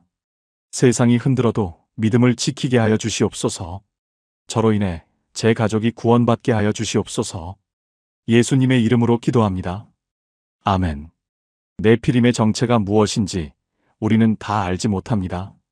그러나 이 사건을 통해 죄의 결과와 은혜의 능력을 함께 보았습니다. 이것이 두 번째 미스터리가 우리에게 주는 선물입니다. 그런데 성경에는 사라진 보물이 있습니다. 하나님의 임재가 머물던 거룩한 상자. 언약궤는 지금 어디에 있을까요? 세 번째 미스터리를 열어보겠습니다. 세 번째 미스터리, 사라진 언약궤. 이스라엘 역사에서 가장 중요한 물건을 하나만 꼽으라면 단연 언약궤입니다. 시내산에서 받은 십계명 돌판이 들어있는 이 상자는 단순한 유물이 아니었습니다. 하나님의 임재가 머무는 자리였습니다. 이스라엘 공동체 전체의 정체성을 담은 상징이었습니다. 언약궤가 앞서가니 홍해가 갈라졌습니다. 요단강이 멈췄습니다. 여리고 성이 무너졌습니다. 솔로몬이 예루살렘에 웅장한 성전을 지었을 때 언약궤는 지성소 한가운데 안치되었습니다. 1년에 단 한 번 대속죄일에만 대제사장이 그 앞에 들어갔습니다. 그 궤를 잃어버린다는 것은 단순히 귀중품을 분실하는 것이 아니었습니다. 하나님의 임재를 잃는 것과 같았습니다. 그런데 바벨론이 예루살렘을 함락하고 성전을 파괴했을 때 그 이후로 언약궤는 역사에서 완전히 사라졌습니다. 열왕기하와 역대기에는 바벨론 군대가 성전의 모든 기물을 약탈해 갔다고 기록되어 있습니다. 금초대, 제단, 각종 제사 도구들의 목록이 상세히 적혀 있습니다. 그런데 놀랍게도 그 긴 목록 어디에도 언약궤는 등장하지 않습니다. 바벨론 측 기록에도 언약궤를 가져갔다는 언급이 없습니다. 마치 약탈당하기 전에 이미 어디론가 사라진 것처럼 보입니다. 도대체 어디로 간 걸까요? 몇 가지 가설이 있습니다.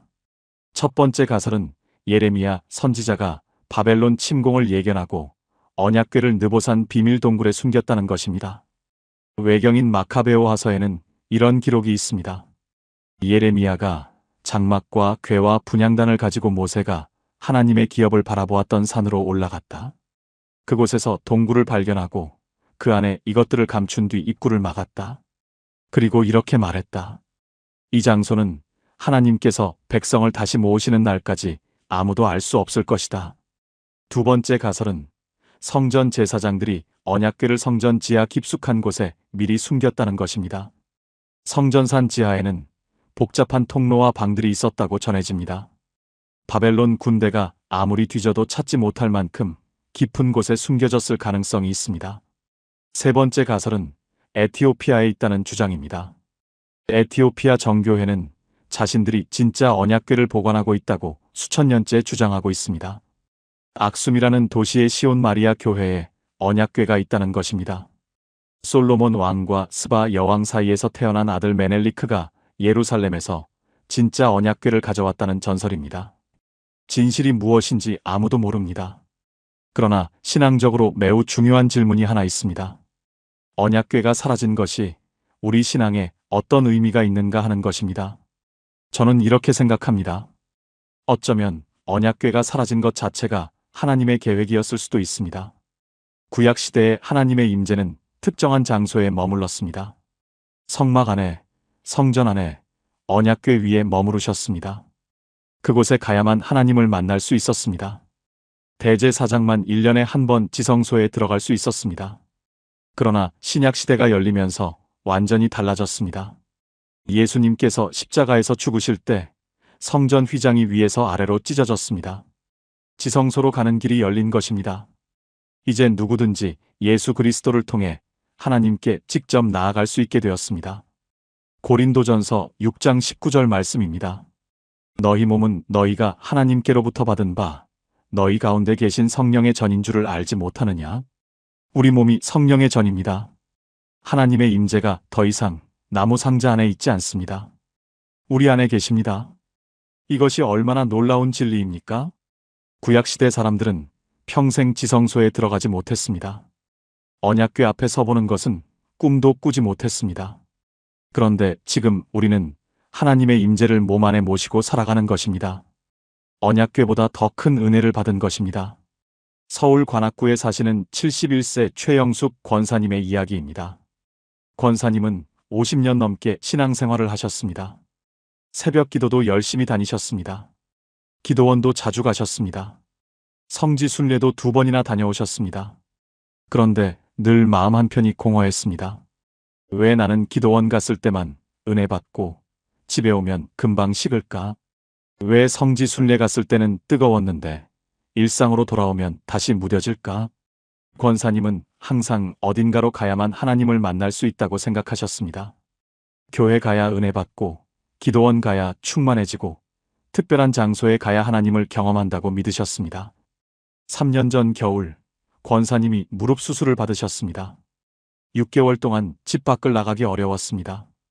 교회도 못 갔습니다. 기도원도 못 갔습니다. 권사님은 절망하셨습니다. 이제 나는 하나님을 어떻게 만나지? 그때 딸이 권사님께 성경을 읽어드렸습니다. 고린도전서 6장 19절. 너희 몸은 성령의 전인 줄을 알지 못하느냐? 권사님은 그 말씀이 가슴에 꽂혔습니다. 아, 내가 50년 동안 신앙생활하면서 이걸 몰랐구나. 하나님이 내 안에 계신데 나는 왜 계속 어딘가로 찾아다녔을까? 그날부터 권사님의 기도가 달라졌습니다. 침대에 누운 채로 기도하셨습니다. 하나님, 지금 제 안에 계시지요? 저는 어디 갈 수 없지만 주님은 제 안에 계시니 감사합니다. 교회에 가지 못해도 예배드렸습니다. 기도원에 가지 못해도 충만했습니다. 오히려 그 6개월이 50년 신앙생활 중 가장 깊은 시간이었다고 고백하십니다.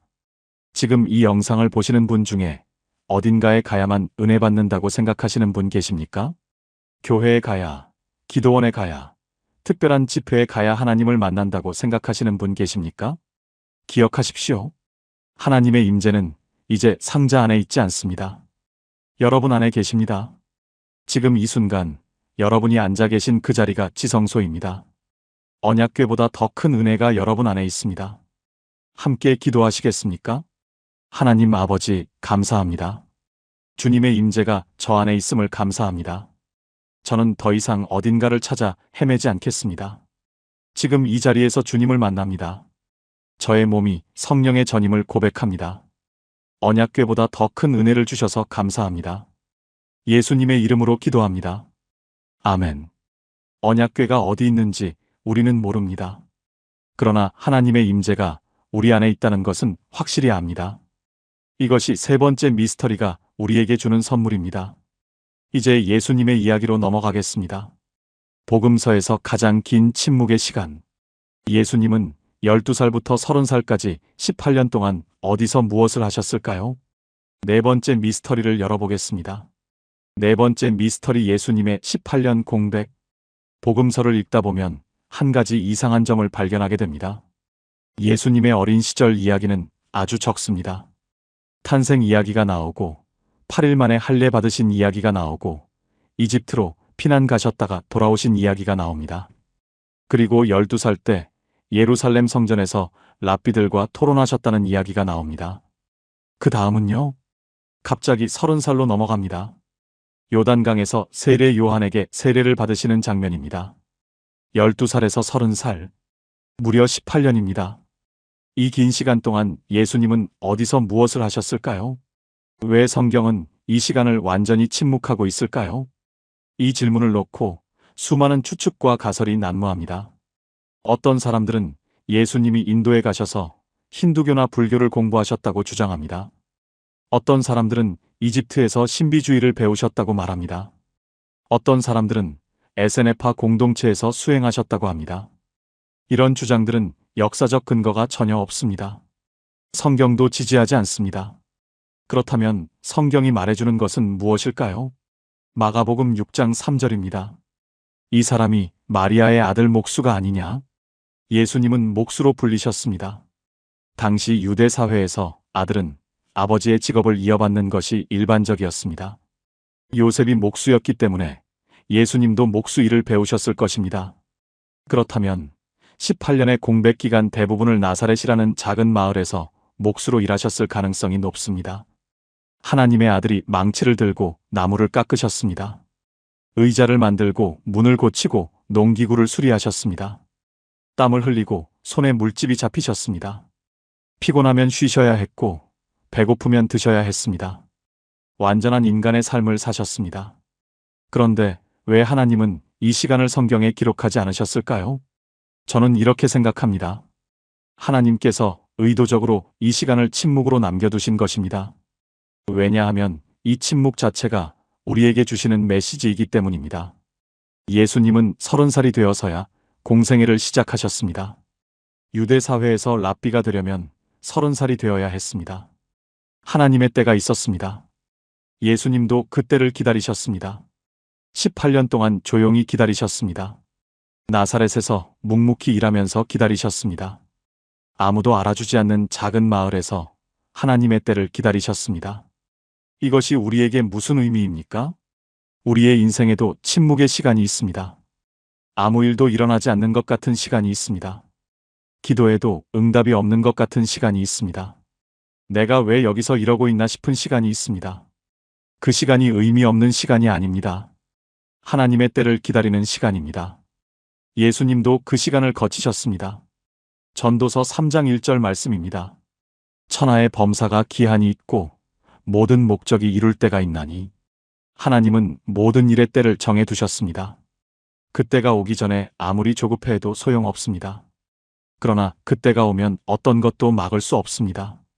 부산 해운대구에 사시는 55세 정미경 집사님의 이야기입니다. 집사님은 40대 초반까지 승승장구하셨습니다. 대기업 과장으로 일하셨습니다. 능력을 인정받으셨습니다. 그런데 43살에 갑자기 회사에서 권고사직을 당하셨습니다. 구조조정이었습니다. 집사님은 충격을 받으셨습니다.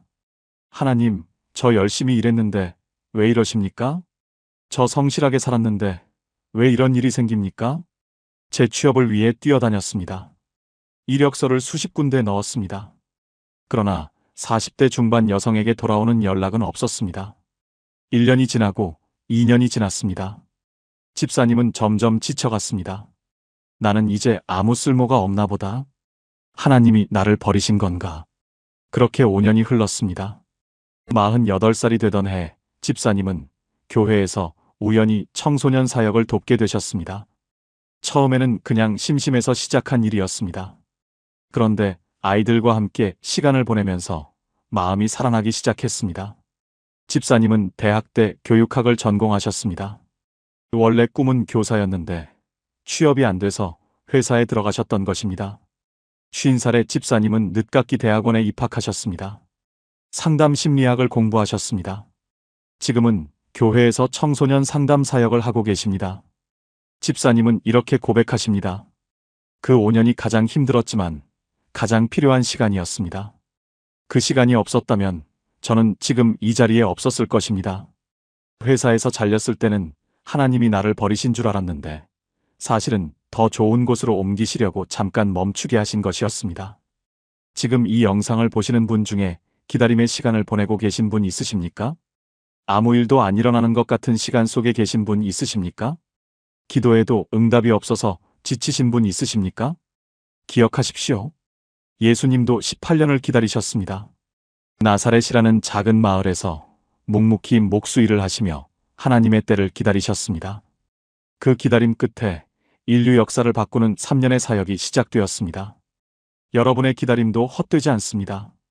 하나님의 때가 반드시 옵니다. 함께 기도하시겠습니까? 하나님 아버지, 감사합니다. 예수님도 하나님의 때를 기다리셨음을 알게 해주셔서 감사합니다. 저도 지금 기다리는 시간 속에 있습니다. 때로는 지치고 때로는 의심됩니다. 그러나 주님의 때가 가장 좋은 때임을 믿습니다. 조급해하지 않고 묵묵히 기다리게 하여 주시옵소서. 예수님의 이름으로 기도합니다. 아멘. 예수님이 18년 동안 무엇을 하셨는지 우리는 자세히 모릅니다. 그러나 하나님의 때를 기다리는 것이 얼마나 중요한지 배웠습니다. 이것이 네 번째 미스터리가 우리에게 주는 선물입니다. 이제 사도 바울의 이야기로 넘어가겠습니다. 천국을 직접 보고 온 사람. 그런데 왜 14년이나 침묵했을까요? 다섯 번째 미스터리를 열어보겠습니다. 다섯 번째 미스터리 바울의 천국 체험. 죽음 너머의 세계를 직접 목격한 사람이 있다면 믿으시겠습니까? 그것도 2000년 전 로마 제국 시대의 이야기입니다. 환상이나 꿈이 아니라 실제로 천국에 다녀왔다고 증언한 사람. 바로 사도 바울입니다. 고린도후서 12장 2절에서 4절 말씀입니다. 내가 그리스도 안에 있는 한 사람을 아노니 14년 전에 그가 셋째 하늘에 이끌려 간 자라. 그가 몸 안에 있었는지 몸 밖에 있었는지 나는 모르거니와 하나님은 아시느니라. 내가 이런 사람을 아노니 그가 낙원으로 이끌려가서 말로 표현할 수 없는 말을 들었으니 사람이 가히 이르지 못할 말이로다. 바울은 자신의 체험을 3인칭으로 표현했습니다. 그러나 문맥상 이것이 자기 자신의 경험임은 분명합니다. 셋째 하늘까지 올라갔다고 했습니다. 유대인들의 우주관에서 첫째 하늘은 대기권입니다. 우리가 보는 하늘이지요. 둘째 하늘은 별과 행성이 있는 우주 공간입니다. 셋째 하늘은 하나님이 계신 영적 영역입니다. 바울은 거기까지 올라갔습니다. 그리고 말로 표현할 수 없는 것을 보았습니다. 사람이 입 밖에 낼 수 없는 것들을 들었습니다. 그런데 이상한 점이 있습니다. 왜 14년이나 침묵했을까요? 바울은 평생을 복음 전파에 바친 사람입니다. 천국을 직접 보았다면 그것을 전하는 것이 당연하지 않습니까? 사람들에게 내가 천국을 보았다고 외치면 얼마나 많은 사람이 믿음을 가지겠습니까? 그런데 그는 14년 동안 아무 말도 하지 않았습니다. 심지어 말할 때도 아주 조심스럽게 짧게만 언급했습니다. 왜 그랬을까요? 고린도후서 12장 7절에 답이 있습니다. 여러 계시를 받은 것이 지극히 크므로 너무 자만하지 않게 하시려고 내 육체의 가시 곧 사탄의 사자를 주셨으니 이는 나를 쳐서 너무 자만하지 않게 하려 하심이라. 하나님은 바울이 교만해지지 않도록 육체의 가시를 주셨습니다. 바울은 이 가시를 3번이나 제거해달라고 기도했습니다. 그러나 하나님은 허락하지 않으셨습니다. 대신 이렇게 말씀하셨습니다. 내 은혜가 내게 족하다. 이는 내 능력이 약한 데서 온전하여짐이라. 여기서 중요한 진리가 나옵니다. 천국 체험 자체가 목적이 아닙니다. 영적 체험이 아무리 놀랍고 특별해도 그것을 자랑하거나 과시하는 순간 의미가 퇴색됩니다. 바울에게 주어진 천국 체험은 앞으로 감당해야 할 엄청난 고난을 견디게 하는 힘이었습니다. 바울은 그 이후 수많은 매를 맞았습니다. 감옥에 갇혔습니다. 돌에 맞아 거의 죽을 뻔했습니다. 파선을 당했습니다. 천국의 영광을 본 사람만이 그런 고난 속에서도 흔들리지 않을 수 있었습니다. 그렇다면 우리는 이 이야기에서 무엇을 배울 수 있습니까? 천국은 실제입니다. 바울이 직접 보고 왔습니다. 우리의 소망은 막연한 희망이 아닙니다. 실제로 존재하는 곳을 향한 확실한 소망입니다. 빌립보서 1장 23절에서 바울은 이렇게 고백합니다. 내가 그 두 사이에 끼었으니 떠나서 그리스도와 함께 있을 욕망을 가진 이것이 더욱 좋으나 죽음이 끝이 아닙니다. 그리스도와 함께하는 것이 훨씬 더 좋다고 바울은 확신했습니다. 그는 직접 보았기 때문입니다. 강원도 원주에 사시는 68세 한정의 권사님의 이야기입니다. 권사님은 5년 전에 유방암 판정을 받으셨습니다. 3기였습니다. 의사 선생님이 말씀하셨습니다. 수술하고 항암 치료 받으셔야 합니다. 그래도 5년 생존율이 60% 정도입니다. 권사님은 그 말을 듣는 순간 머리가 하얘지셨습니다. 내가 죽을 수도 있구나. 40년 넘게 신앙생활을 하셨지만 죽음 앞에서 두려움이 밀려왔습니다. 수술 전날 밤 권사님은 잠이 오지 않으셨습니다. 침대에 누워서 성경을 읽으셨습니다. 그때 고린도후서 12장 바울의 천국 체험 이야기가 눈에 들어왔습니다. 그리고 빌립보서 1장 23절 떠나서 그리스도와 함께 있을 욕망을 가진 이것이 더욱 좋으나 권사님은 그 말씀을 읽으며 생각하셨습니다. 바울은 천국을 보았기 때문에 죽음을 두려워하지 않았구나. 나는 천국을 보지 못했지만 바울의 증언을 믿을 수 있다. 바울이 거짓말할 사람이 아니다. 그렇다면 나도 천국을 믿을 수 있다. 그날 밤 권사님은 기도하셨습니다. 하나님, 저는 천국을 보지 못했습니다. 하지만 바울의 증언을 믿습니다. 제가 수술대에서 죽더라도 주님께 가는 것이니 두렵지 않습니다. 그러나 주님의 뜻이라면 저를 더 살게 하셔서 이 믿음을 나누게 해주세요. 수술은 성공적이었습니다. 항암 치료도 잘 받으셨습니다. 5년이 지난 지금 권사님은 완치 판정을 받으셨습니다. 권사님은 이렇게 고백하십니다. 암에 걸리기 전에는 천국이 막연했습니다. 죽음도 남의 일 같았습니다. 그런데 암을 통해 천국이 실제가 되었습니다. 죽음이 끝이 아니라는 것을 마음으로 알게 되었습니다. 이제 저는 죽음이 두렵지 않습니다. 언젠가 주님 앞에 가는 날이 오면 바울처럼 더욱 좋다고 고백할 수 있을 것 같습니다. 지금 이 영상을 보시는 분 중에 죽음이 두려우신 분 계십니까? 사랑하는 사람을 떠나보내고 다시 만날 수 있을지 불안하신 분 계십니까? 기억하십시오. 천국은 실제입니다. 바울이 직접 보고 왔습니다. 우리의 소망은 확실합니다. 죽음은 끝이 아니라 더 좋은 곳으로 가는 문입니다. 함께 기도하시겠습니까? 하나님 아버지, 감사합니다. 천국이 실제라는 것을 바울의 증언을 통해 확신하게 하셔서 감사합니다. 저의 소망은 막연한 희망이 아닙니다. 주님이 계신 곳을 향한 확실한 소망입니다. 죽음 앞에서도 흔들리지 않는 믿음을 주시옵소서. 예수님의 이름으로 기도합니다. 아멘. 바울이 천국에서 무엇을 보았는지 자세히는 모릅니다. 그러나 천국이 실제라는 것은 확실히 압니다. 이것이 5번째 미스터리가 우리에게 주는 선물입니다. 이제 가장 불길한 숫자 이야기로 넘어가겠습니다. 이 숫자는 정말 악마의 숫자입니까? 6번째 미스터리를 열어보겠습니다. 6번째 미스터리 666의 의미. 이 세 자리 숫자만큼 인류 역사에서 공포와 호기심을 동시에 불러일으킨 숫자가 있을까요?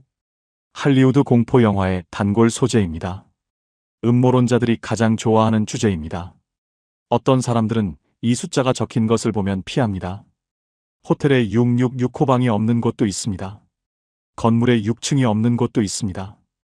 이 숫자는 정말 악마의 숫자입니까? 성경은 뭐라고 말합니까? 요한계시록 13장 18절입니다. 지혜가 여기 있으니 총명한 자는 그 짐승의 수를 세어보라. 그것은 사람의 수니 그의 수는 666이니라. 여기서 핵심은 사람의 수라는 표현입니다.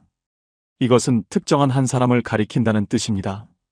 고대 히브리어와 그리스어는 알파벳 자체가 숫자 기능을 했습니다. 각 글자마다 숫자 값이 있었습니다.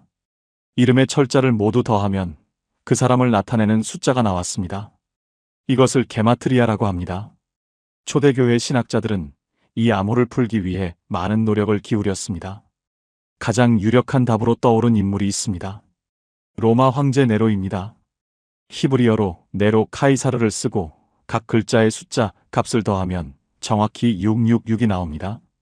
우연이라고 보기에는 너무 정확합니다. 네로는 서기 64년 로마 대화제가 발생하자 그 책임을 그리스도인들에게 뒤집어 씌웠습니다. 그 이후 로마 제국 전역에서 잔인한 박해가 시작되었습니다. 신자들을 산채로 십자가에 못 박았습니다. 짐승 가죽을 씌워 개들에게 물어뜯기게 했습니다.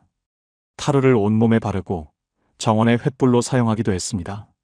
요한계시록이 기록된 시기는 바로 이런 박해가 절정에 달했던 때였습니다. 당시 신자들에게 666은 단순한 숫자가 아니었습니다. 지금 바로 이 순간 자신들을 죽이려는 악의 화신을 가리키는 암호였습니다. 공개적으로 황제를 비난하면 즉시 처형당하던 시대였기에 이런 상징적 표현이 필요했습니다. 그렇다면 네로가 죽은 지 2000년이 지난 지금 이 숫자는 의미가 없는 걸까요? 많은 신학자들은 그렇게 생각하지 않습니다. 666이 네로라는 특정 인물을 넘어서 더 큰 의미를 담고 있다고 보기 때문입니다. 성경의 예언은 종종 이중적 성취를 보입니다. 당대에 한 번 이루어지고 미래에 다시 한 번 더 큰 규모로 성취되는 것입니다. 네로는 신을 자처하며 그리스도인들에게 황제 숭배를 강요했습니다. 거부하는 자는 죽음뿐이었습니다. 오늘날은 어떻습니까? 직접적인 종교 박해는 많이 줄어들었습니다. 그러나 다른 형태의 압력이 존재합니다. 돈, 권력, 명예, 쾌락, 이런 것들이 하나님의 자리를 차지하려고 합니다. 믿음대로 살면 손해본다. 세상 물정 모르는 소리 하지 마라. 현실적으로 살아야지. 이런 목소리가 우리를 흔듭니다. 요한계시록은 짐승의 표를 받지 않으면 매매를 할 수 없다고 경고했습니다. 경제적 압박으로 신앙을 포기하게 만드는 시스템입니다. 오늘날에도 비슷한 일이 일어납니다. 주일에 일해야 승진할 수 있어. 거래처 접대는 어쩔 수 없잖아. 사업하려면 어느 정도는 타협해야지. 이런 상황에서 믿음을 지킨다는 것이 얼마나 어렵습니까? 그러나 요한계시록의 메시지는 분명합니다. 어떤 상황에서도 흔들리지 말라는 것입니다. 요한계시록 14장 12절입니다. 성도들의 인내가 여기 있나니 그들은 하나님의 계명과 예수에 대한 믿음을 지키는 자니라. 성도의 인내입니다. 하나님의 계명을 지키고 예수님에 대한 믿음을 지키는 것입니다. 어떤 압박이 와도 어떤 유혹이 와도 끝까지 지키는 것입니다. 인천 남동구에 사시는 52세 김성호 집사님의 이야기입니다. 집사님은 중견 건설회사 영업팀장으로 일하셨습니다. 실적이 좋으셨습니다. 승진 직전이었습니다. 그런데 문제가 생겼습니다. 회사에서 큰 프로젝트를 따내려면 관행적으로 해오던 일이 있었습니다. 발주처 담당자에게 돈을 전달하는 것이었습니다. 집사님은 알고 있었습니다. 그것이 불법이라는 것을. 예전에는 이 바닥이 다 그렇다고 합리화했습니다. 그런데 2년 전에 은혜를 받으신 후로 마음이 불편해졌습니다. 이건 아니다. 하나님 앞에서 부끄럽다. 집사님은 부장님께 말씀드렸습니다. 저는 이 일을 못하겠습니다. 부장님이 화를 내셨습니다. 자네 승진 포기하는 거야? 이 바닥에서 그렇게 살면 못 버텨. 집사님은 승진에서 탈락하셨습니다. 다른 사람이 팀장 자리를 가져갔습니다. 집사님은 한직으로 밀려나셨습니다. 월급도 줄었습니다. 주변에서 뭐라고 했는지 아십니까? 바보같이 왜 그랬어?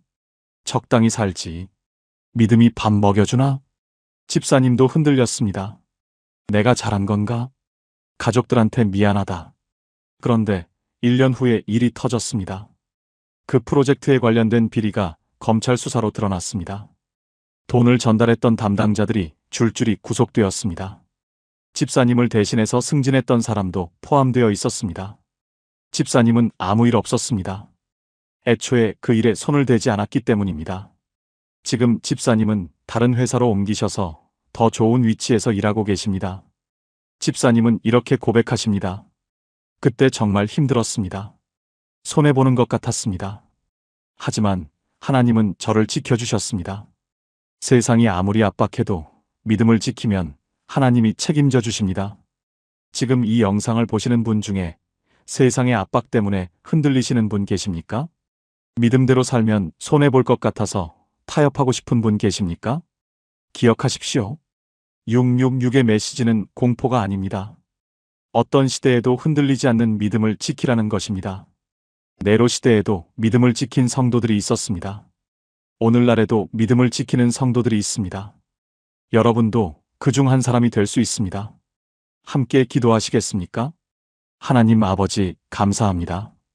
어떤 시대에도 흔들리지 않는 믿음을 주시옵소서. 세상이 압박할 때 타협하지 않게 하시옵소서. 손해보는 것 같아도 끝까지 주님을 붙들게 하시옵소서. 저의 인내가 주님을 기쁘시게 하는 것임을 믿습니다. 예수님의 이름으로 기도합니다. 아멘. 666이 정확히 무엇을 가리키는지 모든 것을 알 수는 없습니다. 그러나 어떤 상황에서도 믿음을 지켜야 한다는 것은 분명합니다. 이것이 6번째 미스터리가 우리에게 주는 선물입니다. 이제 마지막 미스터리입니다. 인류가 잃어버린 낙원. 에덴 동산은 지금 어디에 있을까요? 7번째 미스터리를 열어보겠습니다. 7번째 미스터리, 에덴 동산의 위치. 인류 역사상 가장 아름다운 장소를 꼽으라면 단연 에덴 동산일 것입니다. 완벽한 기후, 풍성한 과일, 동물들과의 조화로운 공존, 무엇보다 하나님과 매일 함께 거니는 삶이 있던 곳입니다. 죽음이 없었습니다. 질병이 없었습니다. 눈물이 없었습니다. 아담과 하와는 그곳에서 완벽한 행복을 누렸습니다. 창세기는 에덴의 위치에 대해 구체적인 단서를 제공합니다. 창세기 2장 10절에서 14절입니다. 강이 에덴에서 흘러나와 동산을 적시고 거기서부터 갈라져 네 근원이 되었으니 첫째의 이름은 비손이라. 둘째 강의 이름은 기혼이라. 셋째 강의 이름은 힛데겔이라. 넷째 강은 유프라테스더라. 힛데겔은 티그리스 강입니다. 유프라테스 강과 함께 지금도 존재하는 강입니다. 이 두 강이 흐르는 지역, 현재의 이라크 남부 지역이 가장 유력한 후보지로 거론됩니다. 그래서 수많은 탐험가와 고고학자들이 그 지역을 뒤졌습니다. 그러나 에덴 동산은 발견되지 않았습니다. 왜일까요? 몇 가지 이유가 있습니다. 첫째, 노아의 홍수입니다. 대홍수가 전 지구적 사건이었다면 지표면 자체가 완전히 바뀌었을 것입니다. 에덴이 있던 지역이 물에 잠기거나 지형이 완전히 달라졌을 가능성이 있습니다. 둘째, 하나님께서 의도적으로 숨기셨을 가능성입니다. 창세기 3장 24절입니다. 이같이 하나님이 그 사람을 쫓아내시고 에덴 동산 동쪽의 그룹들과 두루 도는 불칼을 두어 생명나무의 길을 지키게 하시니라. 하나님은 그룹 천사와 불칼을 두어 에덴으로 가는 길을 막으셨습니다. 다시는 그곳으로 돌아갈 수 없게 하신 것입니다. 어쩌면 에덴은 지금 이 땅의 어딘가에 존재하지만 인간이 찾을 수 없도록 감춰져 있는 것인지도 모릅니다. 그렇다면 에덴 동산은 영원히 잃어버린 것입니까? 저는 그렇게 생각하지 않습니다. 에덴의 본질이 무엇인지 생각해 보아야 합니다. 에덴의 본질은 장소가 아닙니다. 관계입니다. 에덴이 낙원이었던 이유는 그곳의 풍경이 아름다워서가 아닙니다. 하나님과 완벽한 교제를 나누었기 때문입니다. 아담과 하와는 하나님과 함께 거닐었습니다. 하나님과 대화했습니다. 그 관계 안에 완전한 평화와 기쁨이 있었습니다. 죄가 들어오면서 깨진 것은 장소가 아니라 관계였습니다. 하나님과의 친밀함이 끊어졌습니다. 그래서 에덴에서 쫓겨난 것입니다. 그렇다면 에덴의 회복은 무엇입니까? 장소를 찾는 것이 아닙니다. 관계를 회복하는 것입니다. 예수 그리스도를 통해 하나님과의 관계가 회복됩니다. 십자가에서 죄의 대가를 치르시고 우리에게 다시 하나님께 나아갈 길을 열어주셨습니다. 에덴에서 막혔던 그 길이 예수님을 통해 다시 열린 것입니다. 요한계시록은 마지막에 새 하늘과 새 땅을 보여줍니다. 요한계시록 22장 1절에서 2절입니다. 또 그가 수정같이 맑은 생명수의 강을 내게 보이니 하나님과 및 어린 양의 보좌로부터 나와서 길 가운데로 흐르더라. 강 좌우에 생명나무가 있어 생명나무가 다시 등장합니다. 에덴에서 막혔던 생명나무가 새 예루살렘에서 다시 나타납니다. 요한계시록 21장 3절입니다. 보라, 하나님의 장막이 사람들과 함께 있음에 하나님이 그들과 함께 계시리니 그들은 하나님의 백성이 되고 하나님은 친히 그들과 함께 계셔서 하나님이 사람들과 함께 계십니다. 에덴에서 누렸던 그 관계가 완전히 회복됩니다. 이것이 진정한 에덴의 회복입니다. 경기도 안양에 사시는 73세 이복순 권사님의 이야기입니다. 권사님은 60년 가까이 신앙생활을 하셨습니다. 그런데 한 가지 풀리지 않는 아픔이 있었습니다. 둘째 아들과의 관계였습니다. 20년 전에 큰 다툼이 있었습니다. 아들이 집을 나갔습니다. 연락이 끊겼습니다. 명절에도 오지 않았습니다. 손자 얼굴도 보지 못했습니다. 권사님은 매일 그 아들을 위해 기도하셨습니다. 하나님, 우리 아들 마음을 돌려주세요. 한 번만 만나게 해주세요. 10년이 지나고 15년이 지나도 연락이 없었습니다. 권사님은 지치셨습니다. 하나님, 왜 이 기도는 안 들어주세요? 제가 뭘 잘못했습니까? 어느 날 새벽 기도 중에 에덴 동산 말씀을 묵상하셨습니다. 아담과 하와가 죄를 짓고 하나님을 피해 숨었던 장면이었습니다. 그런데 하나님은 그들을 찾아오셨습니다. 내가 어디 있느냐? 그 말씀이 가슴에 꽂혔습니다. 아, 하나님도 아담을 잃어버리셨구나. 하나님도 자녀가 떠나는 아픔을 아시는구나. 그런데 하나님은 포기하지 않고 찾아오셨구나. 권사님은 그날 깨달으셨습니다. 하나님이 아담을 찾아오신 것처럼 하나님이 아들을 찾아가실 것이라는 것을, 내가 할 일은 원망이 아니라 믿음으로 기다리는 것이라는 것을, 그리고 먼저 용서하는 것이라는 것을. 권사님은 아들에게 편지를 쓰셨습니다. 20년 만에 처음 쓰는 편지였습니다. 아들아, 엄마가 미안하다. 그때 엄마가 너무 심하게 말했다. 용서해다오. 엄마는 널 기다리고 있단다. 답장이 올 거라고 기대하지 않으셨습니다. 그냥 보내기만 했습니다. 그런데 한 달 후 아들에게서 전화가 왔습니다. 엄마. 그 한마디에 권사님은 눈물이 터지셨습니다. 아들도 울고 있었습니다. 작년 추석에 아들 가족이 집에 왔습니다. 20년 만이었습니다. 손자를 처음 안아보셨습니다. 권사님은 이렇게 고백하십니다. 에덴 동산이 어디 있는지 몰라도 됩니다. 관계가 회복되는 곳이 에덴입니다.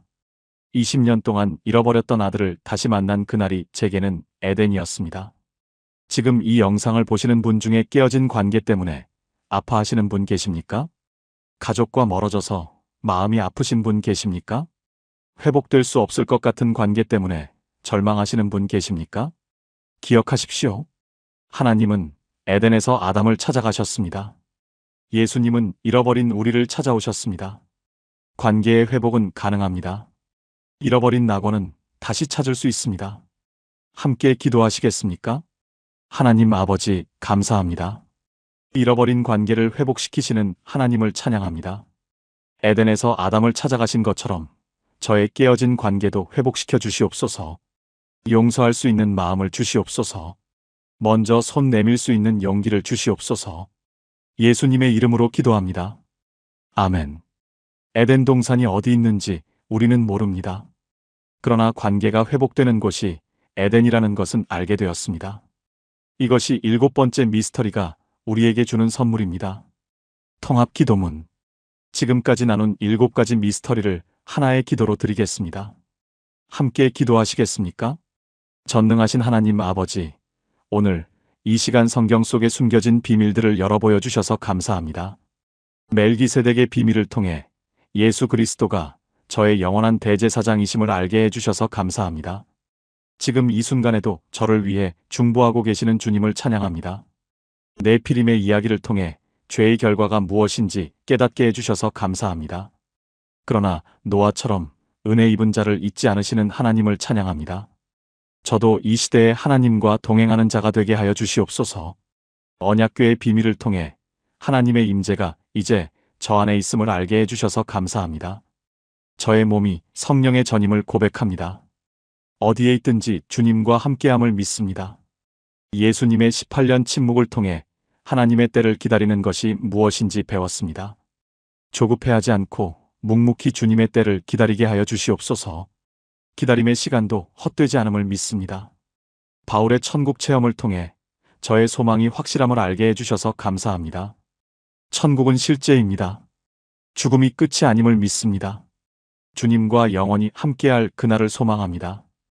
666의 비밀을 통해 어떤 시대에도 흔들리지 않는 믿음이 무엇인지 깨달았습니다.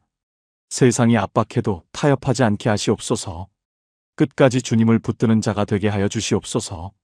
에덴 동산의 비밀을 통해 잃어버린 관계도 회복될 수 있음을 알게 해주셔서 감사합니다. 하나님이 아담을 찾아가신 것처럼 저의 깨어진 관계도 회복시켜 주시옵소서. 하나님 아버지, 이 7가지 미스터리의 답을 완전히 알지 못해도 괜찮습니다. 중요한 것은 이 모든 비밀 속에 하나님이 계시다는 것입니다. 저는 미스터리를 다 풀어야 믿는 것이 아니라 미스터리 속에서도 하나님을 신뢰합니다. 이것이 진짜 믿음임을 고백합니다.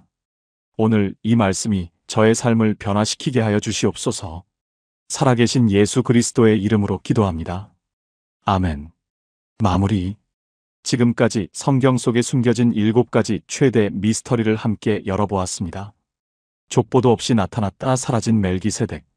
그를 통해 예수님이 우리의 영원한 대제사장이시며 지금도 우리를 위해 중보하고 계심을 알게 되었습니다. 천사와 인간 사이에서 태어났다는 네피림.